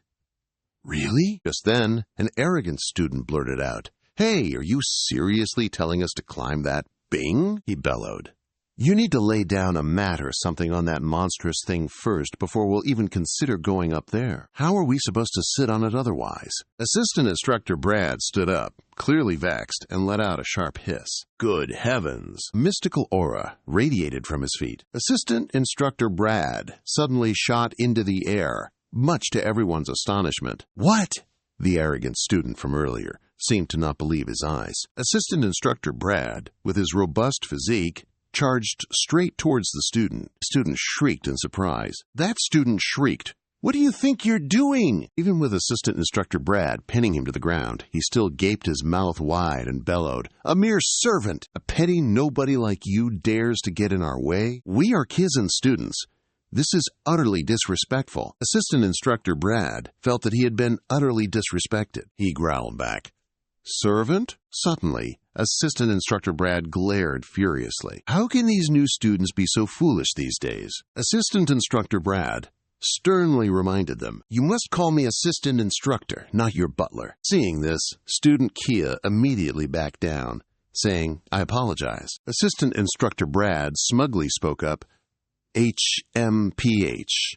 Anything else you want to say while sprawled on the ground?" The student then replied, Yes, I sincerely apologize, Assistant Instructor." Witnessing this scene, Simon quietly remarked, "I guess they won't change, will they?" Dick then placed a hand on his shoulder and said, "Let me tell you something. You're an exception among that bunch of nobles, you know." Just then, Assistant Instructor Brad exclaimed, "Oh, we're a little behind schedule, you know. Everyone, get on the hippos," he gently instructed. "One hippo can carry 3 students." Hearing that, everyone obediently complied. "Ugh," Dick grumbled. "These hippos are so huge, it's even hard to climb on." At this moment, Assistant Instructor Brad quietly asked, "Everyone's gotten on, right? Then let's get going." However, Simon noticed a pink-haired girl still flailing in the water. "Wait," he said, extending a hand and softly asking, "Do you need some help?" Seeing this, the female student looked a little flustered. "Oh, thank you," she replied. Simon quickly pulled the female student onto the hippo's back. Assistant Instructor Brad loudly reminded, "Hold on tight, everyone." He then shouted, "Let's go!" The moment he finished speaking, the hippos opened their mouths wide and let out a mighty roar. Then, they all charged forward at breakneck speed. The students jumped in surprise, letting out gasps. At the same time, the pink-haired girl spoke up. "Thank you for helping me." Her hair whipped right into Simon's face, causing him to yell out in utter confusion, "Huh?" The girl got so scared that she burst into tears. The scene was utterly chaotic at that moment, with students crying out in fear. "Oh no, I'm falling off. How do I even hold on?" Assistant Instructor Brad suddenly put on a hesitant expression. Then he spoke up. Overcome it with your willpower. This is also part of your training. Assistant Instructor Brad suddenly gave a thumbs up and quietly added, If you fall off now, you'll be trampled to death by the hippos. Understood? Hearing that, everyone gasped in shock. What? Assistant Brad, calm as a cucumber, continued. Every year there are 1 or 2 accidents. By this point, the students were so scared their faces had turned completely pale. What? Everyone shouted in dismay. I want to get down! I'm sorry. Help me. Assistant Brad said sternly. Just hold on tight, Kizin. Not just a student. Even a hippo couldn't possibly resist. All right, everyone, 1 bottle each. He handed each student a bottle of water. A student replied. Thank you. Oh, thanks. This is good. Having water to drink will make us less tired. Simon Florentia replied.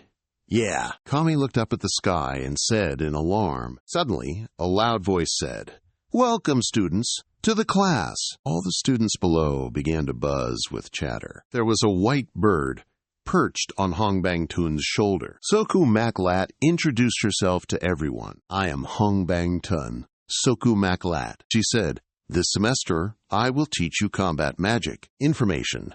A giant immortal monster once incinerated 4 Kunda Hydra fiefdoms. She is a legend in the world of necromancers. She was the one who fought that giant immortal monster for 5 days and 5 nights, and personally snapped off its 100 heads. Hong Pengtun Soku Maklat achieved a dramatic victory. The first-year combat magic professor, Hong Pengtun Soku Maklat, told everyone, please stand up. The exhausted students obeyed her command and lined up in 4 vertical rows.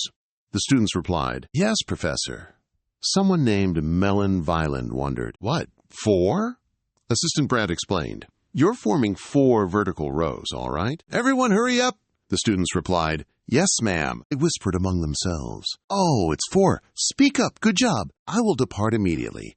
Let's move out. Simon Florentia wondered to himself, Where are we going? The students were surprised by Hong Pengtan's actions, Soku Maklat, and exclaimed, Oh! She reminded the students, a healthy body and a sound mind. The foundation of combat magic originates from physical health. Simon Florentina silently marveled. She's so skilled. How can she run like that? Cho said we all have 2 arms and 2 legs like her. But the professor is truly on another level. Hong Bangtun Soku McLaughlin said while running, training the body with dark energy is the foundation of this combat magic. And I also studied agility, Assistant Brad, and the person running with him listened to her words while running. Necromancers primarily use combat magic and are called battle necromancers. Hong Bangtun Soku McLaughlin explained, if you reach a certain level like them, dark energy will flow out from your bodies as smooth as silk. This dark energy will take the form of clothing, which we call a dark robe. She noted that this is a characteristic skill of battle necromancers.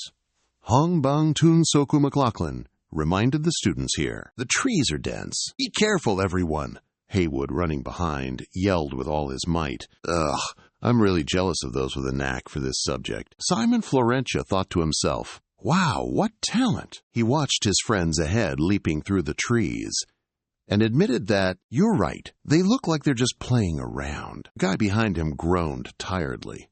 Hey, Simon, are you okay? Simon Florentia replied, yeah, I'm fine. Dick Haywood questioned, how can you be? Are you truly fine? He explained, my hometown has many hills and mountains. Plus, it's been ages since I had such a refreshing run. Dick Haywood gasped, you're a real beast. I'm so jealous. Meanwhile, the professor running ahead heard the two talking and chuckled to herself. Hong Bangtun Soku Maklat stopped right before the cliff and said, all right, you all must use dark energy to jump across the valley in front of us. The students questioned the challenge she presented, saying, you have to jump over this place? Hong Bangtun Soku Maklat instructed, you all can do it. Just a little trick. It's like when you ignite dark energy up in your palm. But instead, we'll use our feet. As she spoke, she demonstrated. Watch closely now. The students below gasped in awe at Hong Pangtun Soku Maklat's move. As her feet landed firmly, she then said, if you all try that again. Hong Pangtun Soku Maklat arched her body back, landing on her feet. She then squatted low. Simon Florentia and his friend, standing nearby, watched dumbfounded, then heard her say, "Everyone's watched closely, right? You don't need to fly into the air." Hong Pengton Soku Maklot explained, "When you jump, release your dark energy through your feet, just like a rocket taking off. It'll feel like you're stepping out from the shadows." Before she even finished speaking, she took a running start and leapt to the other side. The students were utterly baffled. What was that? Hong Pengton Soku Maklot's 2 feet met, landing ever so gently. From the other side, she called out, "Come on over!" The students cheered loudly. "Let's go!" Jumping and screaming as they went. Some students managed to jump, while others clung to the edge, groaning. "Oof! Ah!" Hong Pengton Soku Maklot said, "Well done." She took that student's hand, then explained, "If you miss the timing, it can be dangerous just like that. Next time, you need to unleash your full potential earlier, Nanjing student." The student timidly replied, "Yes, thank you, ma'am." Simon Florentina muttered as he stepped out from the shadows. Stepping out from the shadows, Dick Haywood reminded him, "Hey, looks like you're overthinking again." He replied, Yeah. But it just seems too difficult." Dick Haywood hurriedly bade him farewell, then dashed forward. "The more I think, the harder it gets. I'm just going to go ahead." Simon Florentina watched him go, then said worriedly, "Be careful, Dick." Dick Haywood cried out in fear. "Ah!" He was surprised to see Hector had already surpassed him. He landed softly while Dick Haywood tumbled to the ground, groaning. 2 people standing nearby praised him. "That was amazing, Hector." The young man next to him remarked, "You're the one who jumped the highest so far." Dick Haywood dusted off his sleeves, then looked up at him and said, "Man, I'm sure I can't be like him." He stood watching, listening as he spoke to Simon. "Did you see me just now? Even I managed to do it. So you'll do just fine." Simon Florentina closed his eyes and said, "The Great Leap using dark energy." He gathered momentum for the Great Leap. Simon Florentina's feet landed softly. Hector stood, watching him leap across, exclaiming in admiration, "That's incredible. You're so amazing, Simon." He cheered, "Fantastic. You jumped the highest in class today," he replied, panting. "I." Simon Florentina, and happily added, "I did it." Hongbing saw this and was surprised. "Oh," she praised, "you're really good at that." Both he and Hector rejoiced happily together. "Yay!" Seeing that, he angrily glared at Simon Florentina. Hongbing reminded them, "All right then, it seems everyone has made it through. I'll just wait a bit for the students who fell into the valley," she continued.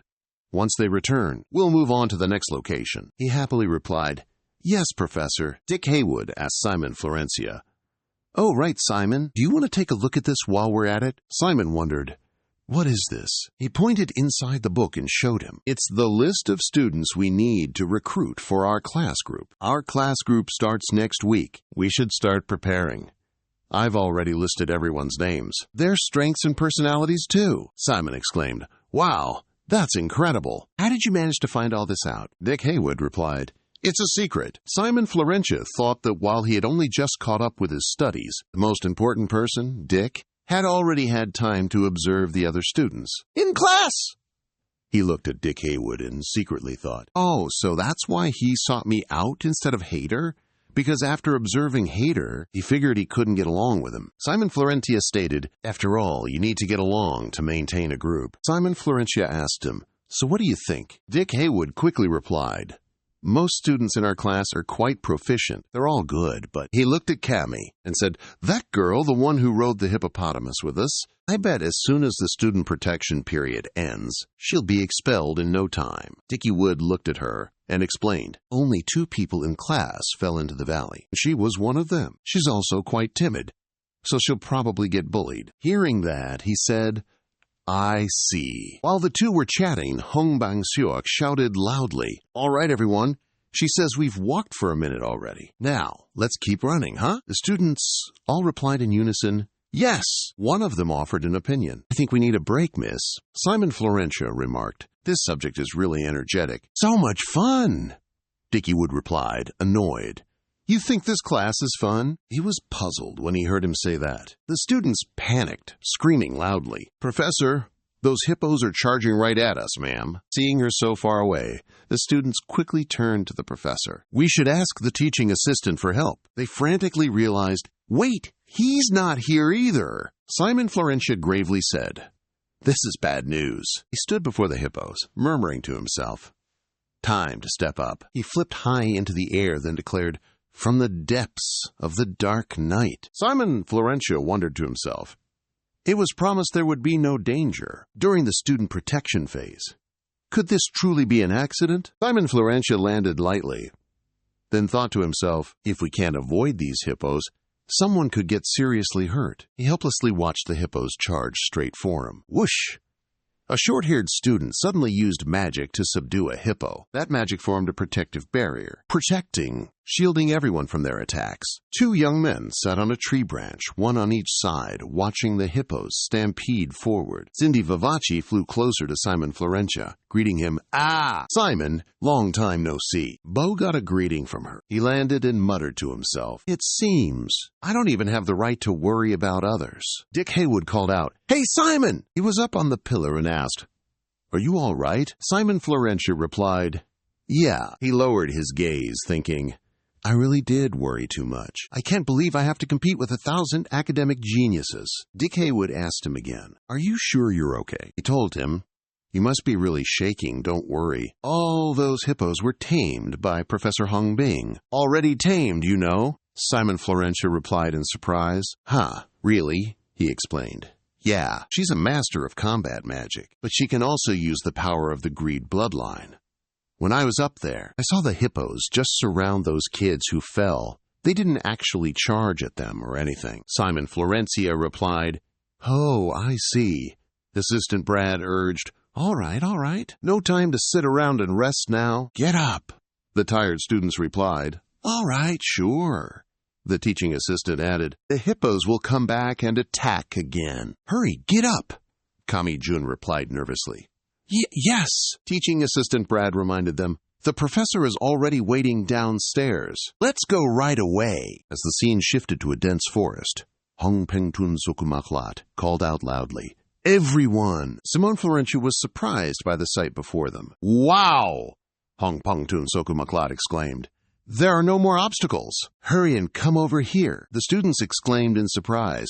"Oh, she said you all did very well. Now you can take a break." Hong Ping Tun Soku Maklat reminded them, "Oh, but you can only eat after the lesson is finished. However, I guessed you'd all be exhausted, so I contacted Kizan in advance." One of them wondered, "What for?" She pointed forward and said, "Look over there." The students cheered.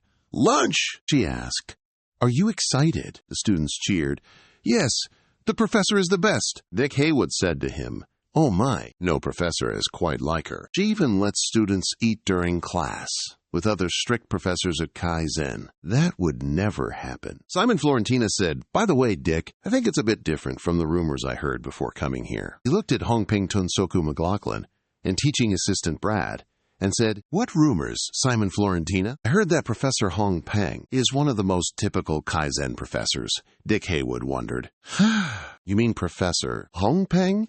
That nature-loving old lady. Where did you hear that? That's just fake news." Simon Florentina whispered in reply, "It was from Lauren's mouth. Neptus's daughter, of course." Hong Ping Tun Soku McLaughlin told the students, "Time to clean up. We'll depart in 10 minutes, okay?" Dick Haywood looked at her and said, he sighed, "I thought we'd finally get some rest and head back to those hippos." He gazed thoughtfully into the distance, thinking, I have a bad feeling about this. This is only the beginning. Hong Peng Tun Soku Maklat asked the students. "Everyone has their bracelets, right?" The students replied, "Yes." She told them, "Now, channel your dark energy into those bracelets." The students followed Hong Peng Tun Soku Maklat's instructions, then groaned, "What's going on with my body?" She pointed behind them and said, "You all know what the exhaustion curse is, don't you? Here's your next lesson. See that flag over there?" Two students panicked as they heard her add, "You'll have to climb to the top of that hill while the exhaustion curse drags down your legs." "All right, get ready." Hong Peng Tun Soku Maklat declared, "I'll be watching to see who falls behind, all right?" Simon Florentia thought, "Is she serious, Professor?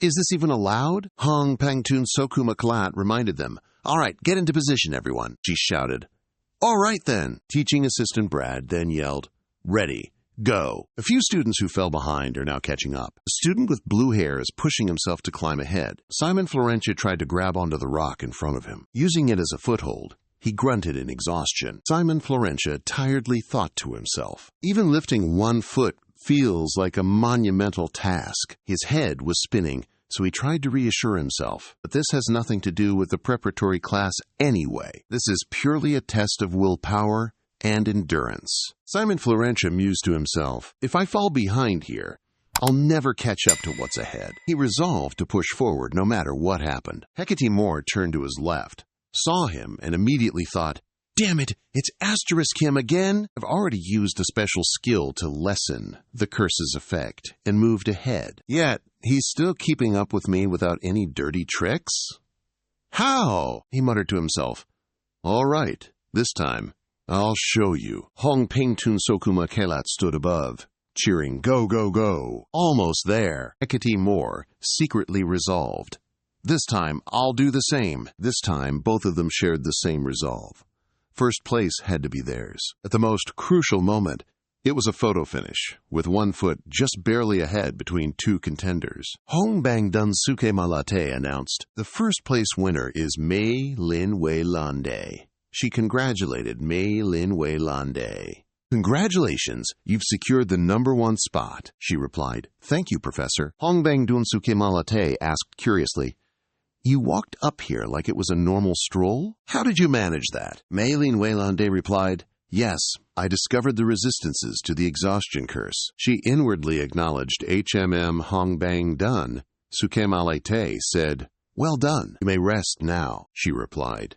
Yes, Professor. Mei Lin Wei Lande realized, I didn't know I could break the curse myself. Hong Bang Dun Suke Malate's assistant announced, Professor, we have a student who's been injured. Just a few scrapes on the elbow, I think. She said, let me see. Hong Bang Dun Suke Malate flew off, messaging her students. You're almost there. We can do it. Hector Mo was panting, annoyed to see Melon Violin surpass even himself, claiming the top spot. Is he kidding me? A perplexed senior gazed at Hector Mo as Assistant Brad reported the second-place results. Hector Mo and Florentia were surprised. Oh, Melon Wieland, Hector Mo called out loudly. He asked, clearly annoyed, why did you break the exhaustion curse in the combat magic class? Did you think I didn't know how to do it, and that's why I struggled? Melon Wieland just said. Whatever. Hector Mo sneered. Oh, and what do you even know about the outside world? While you're cooped up in an ivory tower like a princess all day, huh? Melon Wieland roared. Are you picking a fight with me? Hector Mo, fuming, retorted. I'm not looking for a fight. I'm just telling the truth. The professors, they don't evaluate during the student protection phase. He thinks that it's crucial to demonstrate diligence during this phase to gain their goodwill. However, that idiotic trick you pulled has made you lose the professor's trust. Hong Bang then realized Hector Mo's intention and immediately said, hi, you're all twisted up, huh? So sad about being second place? Why take it out on me? Hector Mo replied, I just said don't mess up this class.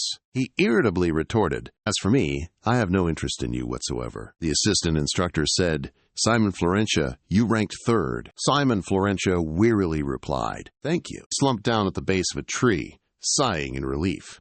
Ha! Both of them stared at him in confusion. All 3 observed the remaining students as Leo climbed up behind them. Leo reached where he was lying tired on the ground and exclaimed, I'm dying, Simon. Simon Florentia said, you did well, but I'm tired too. Dick and Chohei, how do you think we'll get back? If I have to climb those hippos again, I'll bite off my tongue and die. Hong Bang Tun Soku Maklat announced, students, gather around, she reminded them. Because you're all tired, I contacted Kizan again.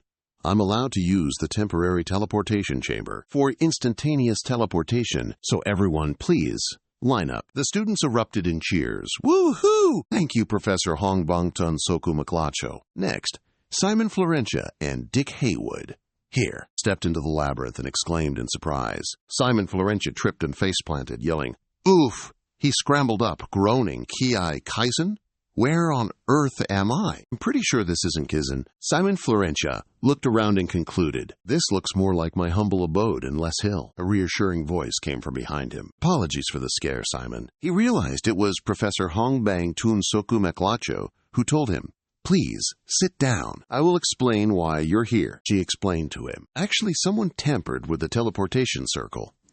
I already had my assistant check it, and the spell circle was infused with a conflicting formula mixed with some people's dark energy. He pondered. So one of them couldn't possibly be. Right, she continued. It's true. That's the infamous Mystic Core module. Once activated, you'll be able to sense a place that isn't Kizin. Hong Bang Tun Soku Maklat then asked him, "Can you guess who's behind this whole mess?" Simon Florentia replied, "No, ma'am." She then stated, "I already know." She cheerfully explained, "After all, part of my job is to protect my students from harm, so I sent you home." Hong Bang Tun Soku Maklat added, "And besides, I also wanted to have a private chat with you." He responded, surprised.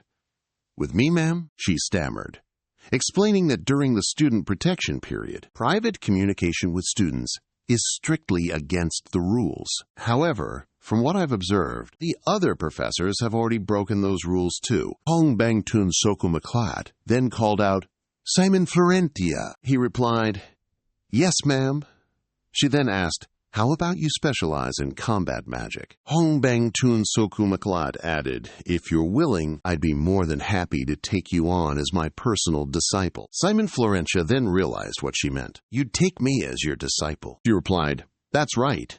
Which means I must take responsibility for you. A professor only teaches each disciple individually, with an absolute sense of purpose and responsibility." Professor Hong Bang stated that a disciple's performance is directly related to the professor's own performance, and we can only recruit 3 students per batch. Professor Hong Bang said gravely, "I want to reserve that opportunity for Simon." His stunned expression was blindsided by her question. At this moment, Simon, his face smeared with mud, sat before someone extending a hand towards him. "So Simon Florentia, do you want to become my official disciple?" Simon Florentia was momentarily stunned. A little disbelieving his ears, he stammered, "Yes."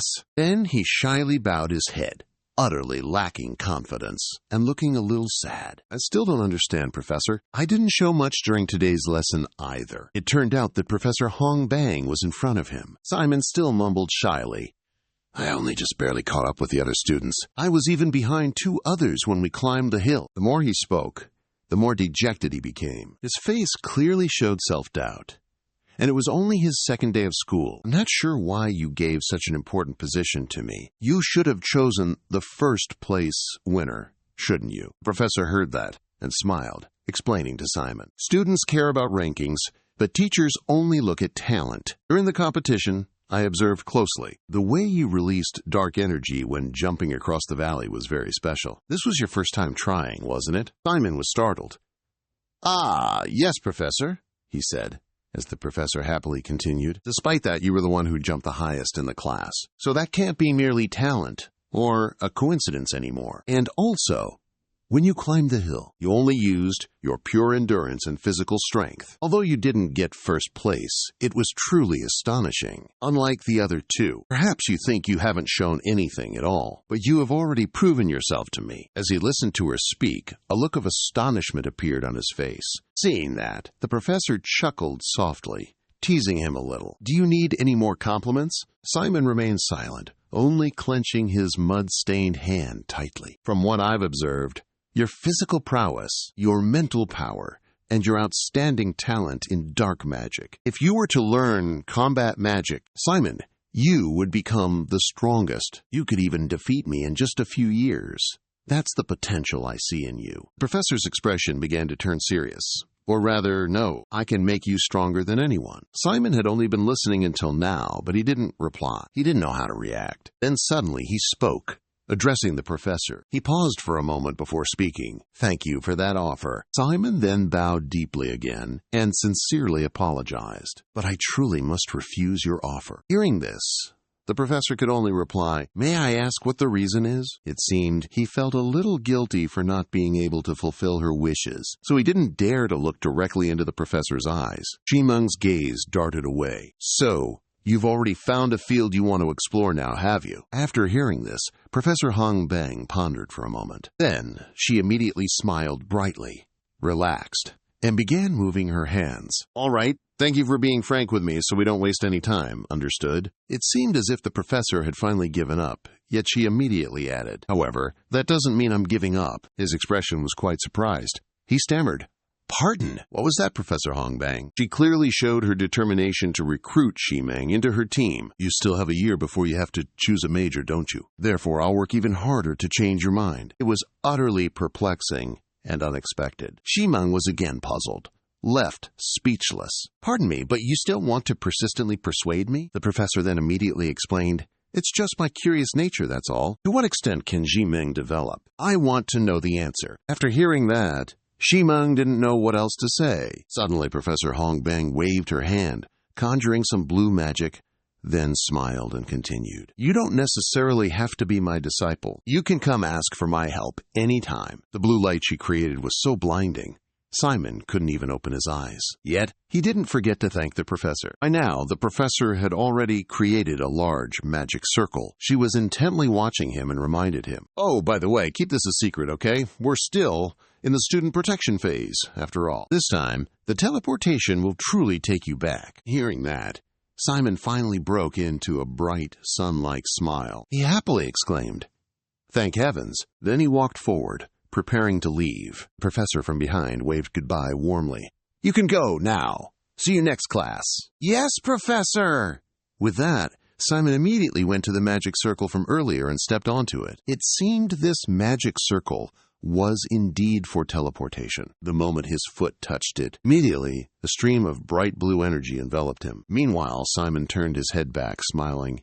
"See you again, Professor." "Professor!" Hongbang watched him leave, also happily following with her gaze, when suddenly someone kept calling her name. "Professor!" It turned out to be Assistant Lecturer Brad, who had peeked the door open and stuck his head in, rattling off questions. "Professor, how did it go? What did Simon say?" Hongbang replied immediately. He refused. After speaking, she slowly picked up the thermos, while Brad, hearing that, was very surprised and doubtful. "How dare he refuse? Professor, perhaps we should choose Hader.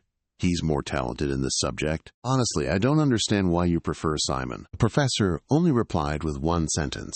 "That boy is a genius." This rendered Brad speechless as he unexpectedly blurted out, "Indeed." Hongbang looked quite pleased, crossing his arms as he pondered and spoke. "I've seen many geniuses at Kizan, but a genius like him, this is a first." At this moment, Simon appeared in the middle of the school hallway. His body was stained, and he held a towel in his hand. Scene change. Someone's hand was reaching out, preparing to open a locker. It turned out to be Simon, who had just finished showering. He was about to get his clothes when Dick and Wood also came out of the room, drying his hair and asking, "Why are you so late?" He stopped what he was doing and replied, "Instant teleportation probably had a glitch, huh?" After that, he became cheerful and exuberant, rambling on about various things. "Oh, do you know what happened to me? You won't believe it." Simon, seeing his excitement, just coldly asked, "What's up?" Dick then started recounting the events. "When I stepped into the teleportation circle, it felt like I got slammed, like something was obstructing my body. When I came to, I was in a place I never expected. So I was like, where am I? And it turned out to be Professor Ba-Hin's office." After hearing that, Simon's surprise was clear. "Professor Ba-Hin teaches theology?" Dick then replied with arrogance. "That's right," Simon prodded. "So what else?" "He only made me clean his office, though." Dick's eyes gleamed like car headlights as he said, "The seniors told me. The professor usually recruits students through instant teleportation like that. Do you think I might have been chosen? Could I become his true successor?" Simon was 3 parts exasperated, and 7 parts thought, "Yeah, sure, why not?" He only entered once to be an errand boy. Yet Dick was boasting as if he'd been there 100 times. Unbelievable. I'm getting close to a big shot in Kizan, just like that. Goodness gracious, I thought it was only Ditch and Simon this whole time. But who knew there were other classmates, too? Ditch, overjoyed, bounced around like a wiggling larva. You know what a main lineage disciple is, right? From now on, your path to school will be paved with flowers, all thanks to the professor's authority. Even disciplinary actions and expulsions can be completely avoided. Simon was mortified on his friend's behalf. "Calm down." His expression was extremely serious. "How can I possibly calm down?" As he was speaking enthusiastically, suddenly a huge, muscular youth, Hawk-2, with 6-pack abs, who had been standing there listening to you and feeling utterly annoyed, yelled, "This is the most ridiculous thing I've heard all year. An insignificant commoner like you Becoming Master Bahin's main lineage disciple? Stop making me laugh. Ditch, showing utter contempt, scoffed. Goodness gracious, this young master seems quite upset. You're supposed to be at the top, but the professor paid more attention to me. So you don't like it, do you? Here we go again.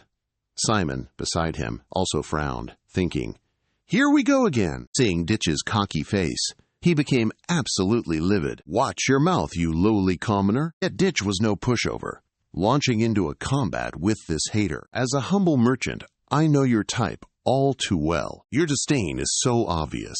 I heard you caused trouble with Melon in combat magic class. Do you think you're the only one who has it tough? The more he listened, the more his blood boiled. He was absolutely furious, clenching his fists, ready to throw a punch. Yet Dex didn't even bat an eye, continuing to provoke him. You and I are equals here. Don't act like you have special privileges just because you're taught by the Mo clan. It's not Melon, but you who truly knows nothing about the world. He had endured enough. He finally exploded in a fit of rage, his eyes bulging as he cursed loudly. You freaking piece of trash. Not one for idle chatter, the golden-haired youth immediately unleashed his magic. A blood-red aura surged forward instantly. That aura suddenly enveloped Dex, who cried out in agony. Seeing this, Zeeming on the side asked worriedly, Dex!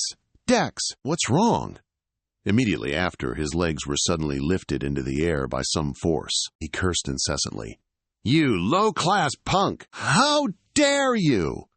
As soon as he finished speaking, Hector, without holding back, slammed Dex hard onto the ground, all while everyone eagerly watched the commotion. Just looking at his face, you could tell he was the villain, his eyes blazing blood red. His magic, too, was the color of blood. He then raised his voice, challenging provocatively. Is that all you're good for? Just talk. I'll kill you. He wasn't just talking big, as Dick immediately looked like he was being choked. He couldn't breathe, overwhelmed by agonizing pain. Simon, utterly helpless, couldn't do anything but call his name. Just when it seemed Dick was about to die, he suddenly curled his lips into a scornful, mocking grin. Then he put on a challenging smirk, as if to say, Your daddy here, Dick, isn't scared of you. I challenge you. As he spoke, he stuck out a friendly finger that was trembling uncontrollably. Just then, the guy with the slanted bangs also thought this was going too far, so he immediately stopped him. Cut it out, Hector. That's enough. You can't cast spells outside the classroom like this. However, this Hector guy seemed to go mad. He completely ignored the two younger students. With a single sweep of his arm, he sent both of them sprawling. Shut your barking trap! Suddenly, he seemed to spot something that made his eyes widen in utter panic. It turned out Simon had also had enough. He was unleashing an incredibly powerful, impactful punch, a truly epic one, aimed right at his utterly punchable face. Fortunately, he managed to block it in time, otherwise there'd be another bruise on his face. The punch was so powerful, it sent Simon sliding backward across the floor. Hector couldn't afford to lose face, so he immediately retorted, Impressive! I was wondering when you'd finally step in. As he spoke, his face was twisted up like a monkey's backside. Gritting his teeth, he clenched both hands into fists, ready for a decisive battle. They, standing behind him, painfully clutched his neck, trying to call out to Simon Florentia. Then Hector, enraged and gritting his teeth, gathered a mysterious black flame in his hand. He declared war on him. Let's have a proper fight this time. Just as he opened the magic circle, suddenly, from out of nowhere, something was hurtling straight towards him at incredible speed. Suddenly, the item dropped at his feet. At the same time, several red rays shot out, shattering everything around. Everyone here, including Hector, witnessing this scene, was struck dumb with horror. They stood motionless where they were. A burly figure just stepped out of the bathroom, warning these two troublemakers. Take it back. It turned out to be Kazan Edvan. He was seriously charismatic, like an overbearing CEO, with rippling six-pack abs. Before I snap both your necks. Seeing this, Hector not only didn't show any deference, but continued to run his mouth. Kazan Edvan, I didn't know you were still at this school. Seeing his troublemaker friend claim he wasn't afraid of a damn soul side bangs was utterly terrified. Hey, Hector! That's him, the guy who got expelled for hitting another student. His face, his crooked face, 30% helpless and 70% grumpy dad. You must have heard that rumor already, right? Surprisingly, that hater guy actually flinched back timidly for a moment, but then just resigned himself. Whatever, let's go. However, before leaving, he just had to puff up his chest and act almighty. Hater, listen up, you punks. From now on, watch yourselves. I won't let it slide again. Kazan just stared at Hater, utterly speechless at the sheer audacity of that punk. Simon and Dick were still standing behind him. Then Simon spoke up. Thank you, Senior Kazan. Thank you for helping us. It seemed like Kazan just happened to be passing by, saw it, and intervened. He didn't actually mean to help you. Kazan immediately spun on his heel and walked away. Kazan! And you shut it. Seeing this, all the bystanders inside immediately flinched and started to scram. Simon replied, I'm sorry. Then he turned to Dick with a bright smile and said, You're still feeling the sting from that earlier blow, aren't you? See? He's not a bad guy after all, is he? Yeah, definitely. Scene changes to a certain room. A happy sigh echoed through the room. Yes, it's finally the weekend. Simon, what are you planning to do this weekend? Inside the room, Dai hugged his large bag, listening to him reply. This week, huh?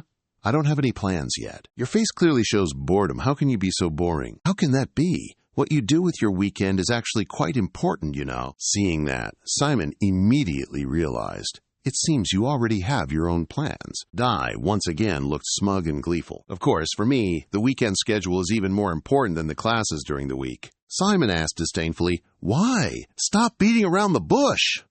Dai replied, I'm heading to Rochester. Not understanding where Dai was going, Simon immediately wondered. Rochester? Is that the town down there? What do you plan to do there? Make money, of course. As soon as he heard the word money, Simon's eyes lit up like car headlights. He was utterly perplexed. Make money, huh? Seeing Simon looking all silly and bewildered, Dai immediately explained to Simon, You know how Kizan pays for students, living expenses, right? But the higher the level, the less sufficient the money becomes. So, I think I need to get a scholarship for more money. However, I probably don't stand a chance of getting those grades. So, I plan to utilize my abilities as soon as possible. Therefore, you should also find a way to earn money. Because once the student protection period ends, professors won't provide class materials for free anymore. After hearing Dick's lengthy spiel, Simon was utterly flabbergasted, not believing his ears. Was it true? Then Dick continued, My living expenses at Kizan aren't even enough to cover everything. That's why our seniors also have their own ways of making money. You're interested in summoning studies, aren't you? Well, that's even tougher than other majors. That major will really drain your wallet. He explained it to him for a while the other guy just looked like he sort of, maybe, didn't quite get it. After that, Simon's face fell in dejection. I didn't know we had to worry about all those minor details. Living in Kizan truly isn't easy. Dick, on the other hand, just cheerfully chuckled. After chatting for so long, Dick immediately grabbed his backpack and stood up decisively. But he still didn't forget to drag him into working together. Or, how about you wait until I establish myself in Rochester? At least then I can arrange some work for you. However, Simon refused. No need. It's only fair if I earn my own cash, right? Hearing him say that, Dex could only helplessly throw his hands up. You're pretty strict about money, aren't you? He waved his hand. Oh, and I'm not going back until I finish tomorrow's schedule. Goodbye then. You're really just leaving? It's already late. What if the landlord catches you? Dex confidently replied, It's fine, even if Kizan is strict. Everyone has their own rights, don't they? As long as I don't get caught, it's all good. See you. After watching him leave for a moment. All right. Put his hand into the snack bag, deep in thought. When he gets back, I'll have to go thank Kizan. But Kizan isn't here, and Dex just left. As he wondered what he should do, he brought a piece of the snack to his mouth. What should I do now? Suddenly, a head peeked out the window. Those two eyes became increasingly fixated on him, making him feel a bit uneasy. Simon, startled, turned his head, and there was Neptis. He was surprised to see her smiling brightly. Neptis! She joyfully chirped. Hello? He quickly ran over and opened the door. How did you get here? Oh, just me, casually cruising on by, she chirped. But this is the 4th floor, he shouted, utterly bewildered. She scrambled inside, plopped onto a chair, and nonchalantly munched on a pastry. Wow, that looks delicious, he commented, watching her devour it. You can eat it all. She brightened. Seriously? I'm just so thrilled. At home, I never get to eat sweets, you know? Suddenly, she turned serious. Oh, by the way, Simon, "This is your first time attending school, isn't it? How do you feel?" He softly replied, "I'm very happy." Then he shared his impressions. "The professors are super cool. Everyone is kind, and the subjects are interesting too. I think I fit this school better than I imagined. To be honest, it was a bit of a struggle at first, but a friend from Kaizen helped me a lot." Nidis grinned cheerfully, waving her hand. Well, that's good then. I thought you'd be having a hard time, especially since you had to come here without any prior studies." He gave a wry smile as she offered him words of praise. "Talking with you here at Kaizen, like this is great. It reminds me of when Richard was here. You seem quite surprised." "My father?" She recounts, "Yes, your father Richard was a Kaizen student too." "Are you surprised?" Neptys sighed exasperatedly. "Richard was quite a handful, you know." "You were sensible." Well, he was quite the troublemaker. He was truly a walking disaster. Despite that, he was also very intelligent. The more she spoke, the more confused you became. Richard often got into trouble for pranking the professors. Then he'd try to skip classes. There were a few times I had to drag him back myself. You then ran your hands through your hair. "That's incredible." "The father I know is completely different," she said calmly. Simon then asked, "So did my father graduate?" Neptys calmly replied, "No. He dropped out in his second year. Richard claimed this school was too small for him, so he dropped out of Kaizen. There had never been a precedent like him." She flopped down and continued, "He was a special case, you know. Back then I was still young, so I couldn't properly deal with him." Then, with a hint of nostalgia, she remembered, "Oh, that's right. Back then I was young, too, you know." Right after that, she sprang up energetically, saying, "Anyway, back in the day, Richard really stirred up this whole sloped island. If you investigate thoroughly, you'll still find traces of your father." "Are you really doubting it, huh?" She stood up, intending to leave. "Just pay attention, okay? I'm sure your school life will be interesting." "I have to go now. I still have an evening schedule," he asked. "You have to leave already?" Neptys opened the window. "Yeah, if I'm late, I'll get scolded, you know. We'll meet again soon." She winked mischievously, then climbed through the window frame. "Thanks for the snacks." She jumped down, accidentally dropping a piece of paper. He hurriedly called out to her, "Neptys, you dropped this." But in a flash, she was gone in a blur. He closed the door and examined it. "She probably left this for me on purpose." Simon was quite surprised. "A treasure map? But why is there a skull drawn in that spot?" He muttered, "Usually it should be treasure, right?" Immediately, a thought about the past flashed through his mind. Richard really turned this whole sloped island upside down. If you look closely, you might still find traces of your father. Upon arrival, he felt a little panicked. Simon worried, "Should I turn back while I still can?" Confused, Simon stared at the paper with its scribbled lines. Is this a treasure map? But why is there a skull drawn at the destination like that? He wondered, normally it should be treasure, right? Suddenly, a thought flashed through his mind, making Simon realize. Back then, Richard had practically turned the whole sloped island upside down. If you search carefully, you might find traces of your father. Immediately, he grabbed his bag strap. He asserted, "As long as I don't get caught, I'll be fine." If that's the case, he was overjoyed, his eyes shining like the morning star, he thought. I'll go explore. Next day, standing before that dense, scary forest, Simon again bit his lip in fear. Should I turn back while I still can? Yet, he remained determined to enter. I already got permission to stay overnight for this. Going back now would be such a waste. He paused for a moment to read the warning on the sign. Careful, there are monsters. Even Les Hill has monsters. However, I wonder what monsters on this steep island will be like. I'd better be careful. He looked around, taking stock of his surroundings.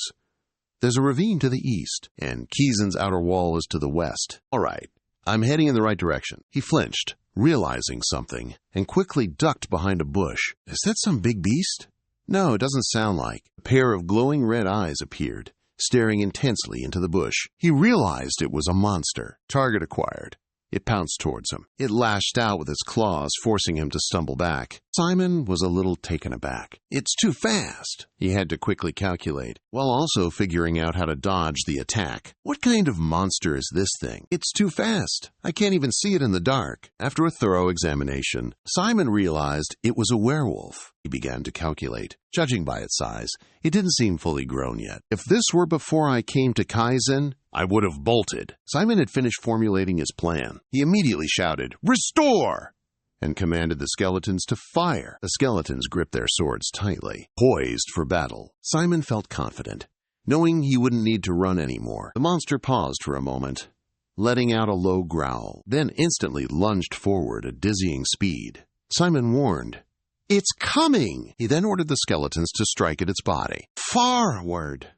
The slashes made the monster howl in agony. Suddenly, Simon felt a sharp pang of pain. A skeleton had pierced through the monster's back. Seeing this, he endured the pain and commanded them, "Now!" The skeletons, hearing the command, leaped up and drove their blades deeper into it. "Restore!" he roared.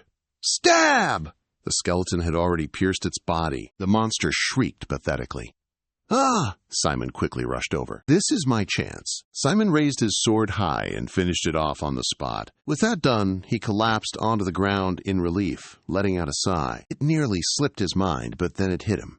Now that he thought about it, this is my first battle in Kizan. Luckily, I'd been practicing bone fusion with ratmen. He looked at the blood-soaked monster corpse in front of him. If I had encountered a monster in Lesser Hill, I probably would have run away. But now, I could defeat a werewolf after only 3 days in Kizan. This made Simon wonder just how strong he would become. If he could survive 3 years in Kizan, he suddenly realized the ratman's skull was shattered in several places. Wait a minute, now isn't the time to think about such things. I need to clean up this place before other monsters come running. When they smell blood, one of the 2 ratmen had cracked too much, immediately loosening and falling apart. "Oh no!" Simon gently touched its head. "It's too badly injured. You did well, my friend." Then he turned to comfort the other one. "If we have to fight again, we won't be able to win. Careful now." After all that walking, he pushed aside the bushes. "It's here!" 2 of them stepped into a clearing. Shimeng was a little surprised. There's absolutely nothing here. Not even weeds grow here. He noticed something. Nothing grows. Right after he said that, a shovel and a lamp suddenly appeared. There must definitely be something down here. Ratman, and he confidently grabbed them. "Good thing. I managed to borrow these before we left the dorm." Each shovel strike harshly met the rough earth. Shimeng and Ratman bent down, touching the ground as if they'd discovered something. "A stone surface? What is this?" "It's made of black stone." "Is it some kind of device?" After brushing off the layer of dirt and rocks on top, a strange object was revealed. Shimeng looked at his hand, pondering. My fist fits perfectly in there." Then, in a daze, he put his hand into the circle. "If this is some kind of device, it should react to dark energy, right?" The moment I put my hand in, a beam of white light flashed. He couldn't help but exclaim, "Oh, it's reacting." The ground slowly opened up. Oh my! Revealing a door leading deep underground. Everything was pitch black, feeling like an endless staircase. A staircase, huh? Simon then rejoiced again. The mouse man beside him, holding a lamp, was equally excited. "All right, let's go down and check it out." The mouse man, holding the lamp, illuminated the path ahead. Simon descended, exclaiming, "Whoa, what is this place? Ancient ruins or something?" He reached out and touched something that looked vaguely familiar. Tracing the characters, it was ancient runes. Looking closely, he realized, so this place is ancient ruins, right? With ancient ruins everywhere like this, then surely this place. They arrived at an old, dilapidated room. Overgrown vines gave it an eerie, mysterious feel. This must be some kind of colossal magic tool. Suddenly, he heard a sound from the Ratman. "What is it? What did you find?" He approached a table where a skull rested. Without hesitation, he touched it. Immediately, he realized something was off. This one. Even though his knowledge of the undead was limited, Simon was astonished as he picked up the skull. This skull was incredibly ancient and very dangerous. Why is this filthy thing even here? Suddenly, a pile of dry bones fell from somewhere, scaring him and the Ratman half to death. He and the Ratman went over to examine them. "What are these things? They gave me a fright." He randomly picked up a bone from the assorted skeletons. It looked like the second bone. He continued to hold a piece of bone, eager to examine it further. Simon was a little curious, but also a bit worried. "I wonder how this undead thing will react when it awakens. It'll probably try to harm me, but I still want to try putting it back together." He reassured himself. This must be the perfect time to take a risk and do something daring. He raised his hand high. In his palm was a dark green liquid. Then he shouted, "Now's the time!" He forcefully slammed the liquid onto the skeleton on the rock surface. Dense black smoke billowed out, enveloping the skull. The skull's eyes glowed brightly. He was overjoyed.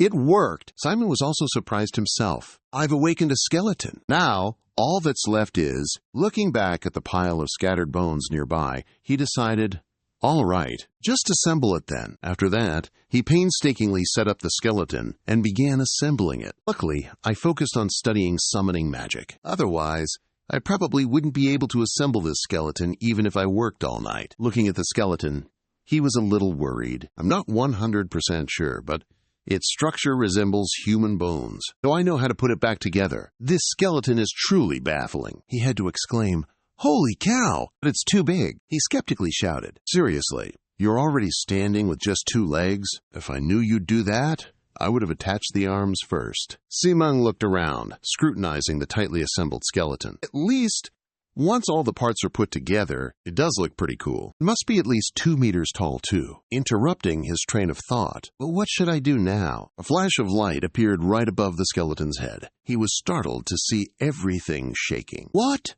The skeleton started making sounds. Ha ha ha! Everything shook even more violently. The ground was also disrupted, making their footing unstable, which caused the Rat Man and Simon to panic. What's going on? The magic seals gradually appeared and began to glow. The sound of a sinister laugh grew clearer by the moment. Ancient characters appeared, coiling around the skeleton. It spoke. Finally, I have returned. Around its body, a black aura emanated. Its eyes glowed brightly with a pitch-black light that erupted. It created a fierce gust of wind, making even Shimeng struggle to stand firm. Then it furiously roared. "Who dares disturb my slumber?" It scowled. "You human over there, you're the one who woke me up, aren't you? State your name, quickly!" Shimeng, bewildered and terrified, stammered, "I'm Shimeng Florentia." The skeleton looked quite surprised. "What? You're from the Florentia family?" Unexpectedly, it crossed its arms and spoke in a rather grand manner. "I see, you are a descendant of Richard." The volume was so deafening that Shimeng had to cover his ears. Confused, he replied, "A descendant. Sounds a bit far-fetched. But then again, yes." His ears were throbbing. Yet he calmly continued, "Richard is my father's name. I am the son of Richard Florentia." The skeleton showed he understood. "I get it now. Now I understand, too." It turned and walked away. "I find your dark energy quite familiar. Only Richard could awaken me, you see." He simply replied, all right." Skull then moved forward and grasped the hilt of the sword, which was enveloped by twisting roots. Shimeng couldn't help but feel a surge of curiosity. "Excuse me, but who are you?" he asked. "Mag." He drew a blade and placed it on my neck. He haughtily introduced himself. "I am the master of battalion. I once governed all 6 realms alongside your father, Richard." Simon was utterly astonished, his eyes wide and mouth agape. "Your father's undead?" He raised an eyebrow. "Now then, let me ask you, who led you here?" He extended the paper towards the man. "Neptune told me about this place." He gave a sinister laugh. "Ah, I see. That makes perfect sense if it was her." Suddenly, he plunged the blade into the ground. "All right," he said. Pounding his chest, he declared, "Sign a contract with me, Simon, Florentia, and the leader of battalion." He looked doubtful. "A contract?" He then revealed the benefits of such a pact. "Battalion will act according to your will and crush everything that stands in the way. Your path. All creatures in this world will kneel at your feet, begging for mercy." He suddenly paused. However, his words truly made him ponder. "You will have to follow the path of blood-soaked destruction. That will become a part of your destiny." This scene is truly terrifying. A contract with a demon, you say? No. Richard's son. He's radiating tremendous pressure. He presses, "Are you ready to lead the battalion?" His face stiffens. "But before that, I have something I want to ask." Simon began to question it. "I don't know what purpose you serve, or what kind of undead you are. And this is also the first time I've heard of a battalion. I must say, I'm quite suspicious about this skull.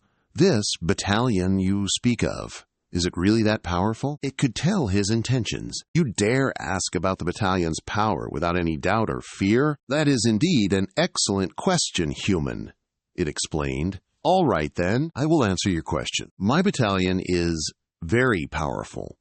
Powerful enough to destroy Kezin, right here, right now. However, it recalled the past. Your father, the former commander, disbanded the battalion. As for me, I was sealed away here. And you, the master of the battalion, has awakened me. My battalion can once again feel the breath of life. Once again, if you gather the scattered forces of the battalion and restore its past power, then no one in these 6 realms can stop you. Simon was silent for a moment, then solemnly said, "All right, I agree to sign the contract." The moment he agreed, it lifted him with one hand.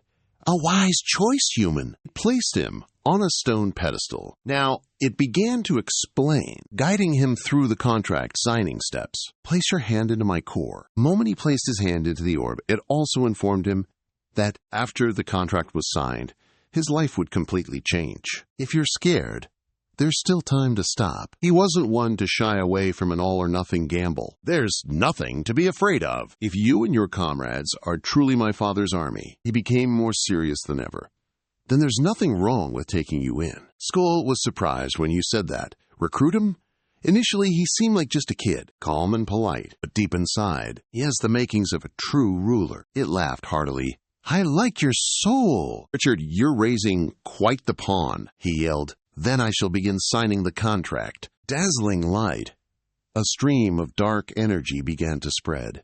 Don't you dare die on me. Simon Florentia! Oh, Simon furrowed his brow. What? He suddenly yelled. Wait a minute, Kia, what do you mean? Don't die?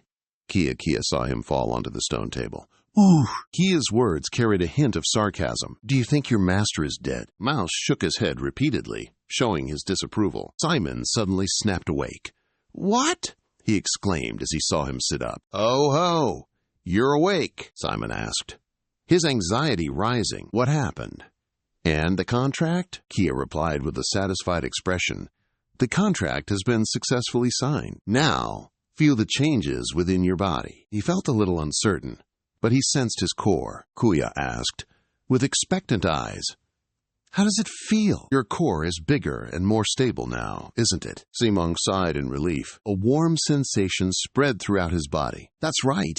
Before, if I used dark energy for even a little while, my body would get exhausted. However, now my body feels incredibly comfortable. It feels like I'm soaking in warm water, Kuya said, with a hint of teasing in his voice. Well then, congrats, kid. You've successfully become one of the 7 Bata commanders. He was overjoyed. Thank you, he started, but when he tried to stand, his whole body felt weak. Kuya said, don't push yourself too hard. Your body just underwent a massive change. He raised a hand to his head. My head hurts so much. Guess I'll rest here for the night. He informed him.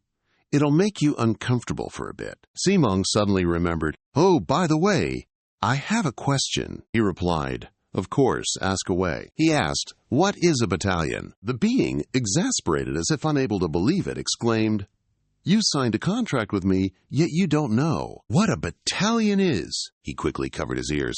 I already told you I don't know. The being, disheartened, covered its face. This is truly unbelievable. I suppose I'll have to spend a considerable amount of time just to understand what kind of person you are. Finally, the being patiently sat down to explain. All right, fine, I'll explain. Before I begin, though, how much do you know about the undead? He nonchalantly replied, about the same amount of knowledge as a first-year student who hasn't even had their preparatory classes at Kizin yet. The being let out a loud laugh. A new student, daring to wander all the way here. He truly is Richard's son. He was very interested in the person before him. All right, then, and I'll explain it in a way that suits your level. First, the undead in this world can be divided into 3 types. Summoned undead, natural undead, and battalion. He raised his hand, illustrating, first and foremost, all the undead that necromancers like yourself control. All are called summoned undead. It is created from magic and moves according to the summoner's command. Both you and the rodent listened intently. It will vanish after a period. Or, when the magic wears off, images of the undead appeared. Natural undead are created without the need for necromancers or magic. When humans think of the undead, they will think of this type because of their blind hatred for the living and aggressive nature. Natural undead are classified by humans as a type of monster. Simon seemed to have an epiphany.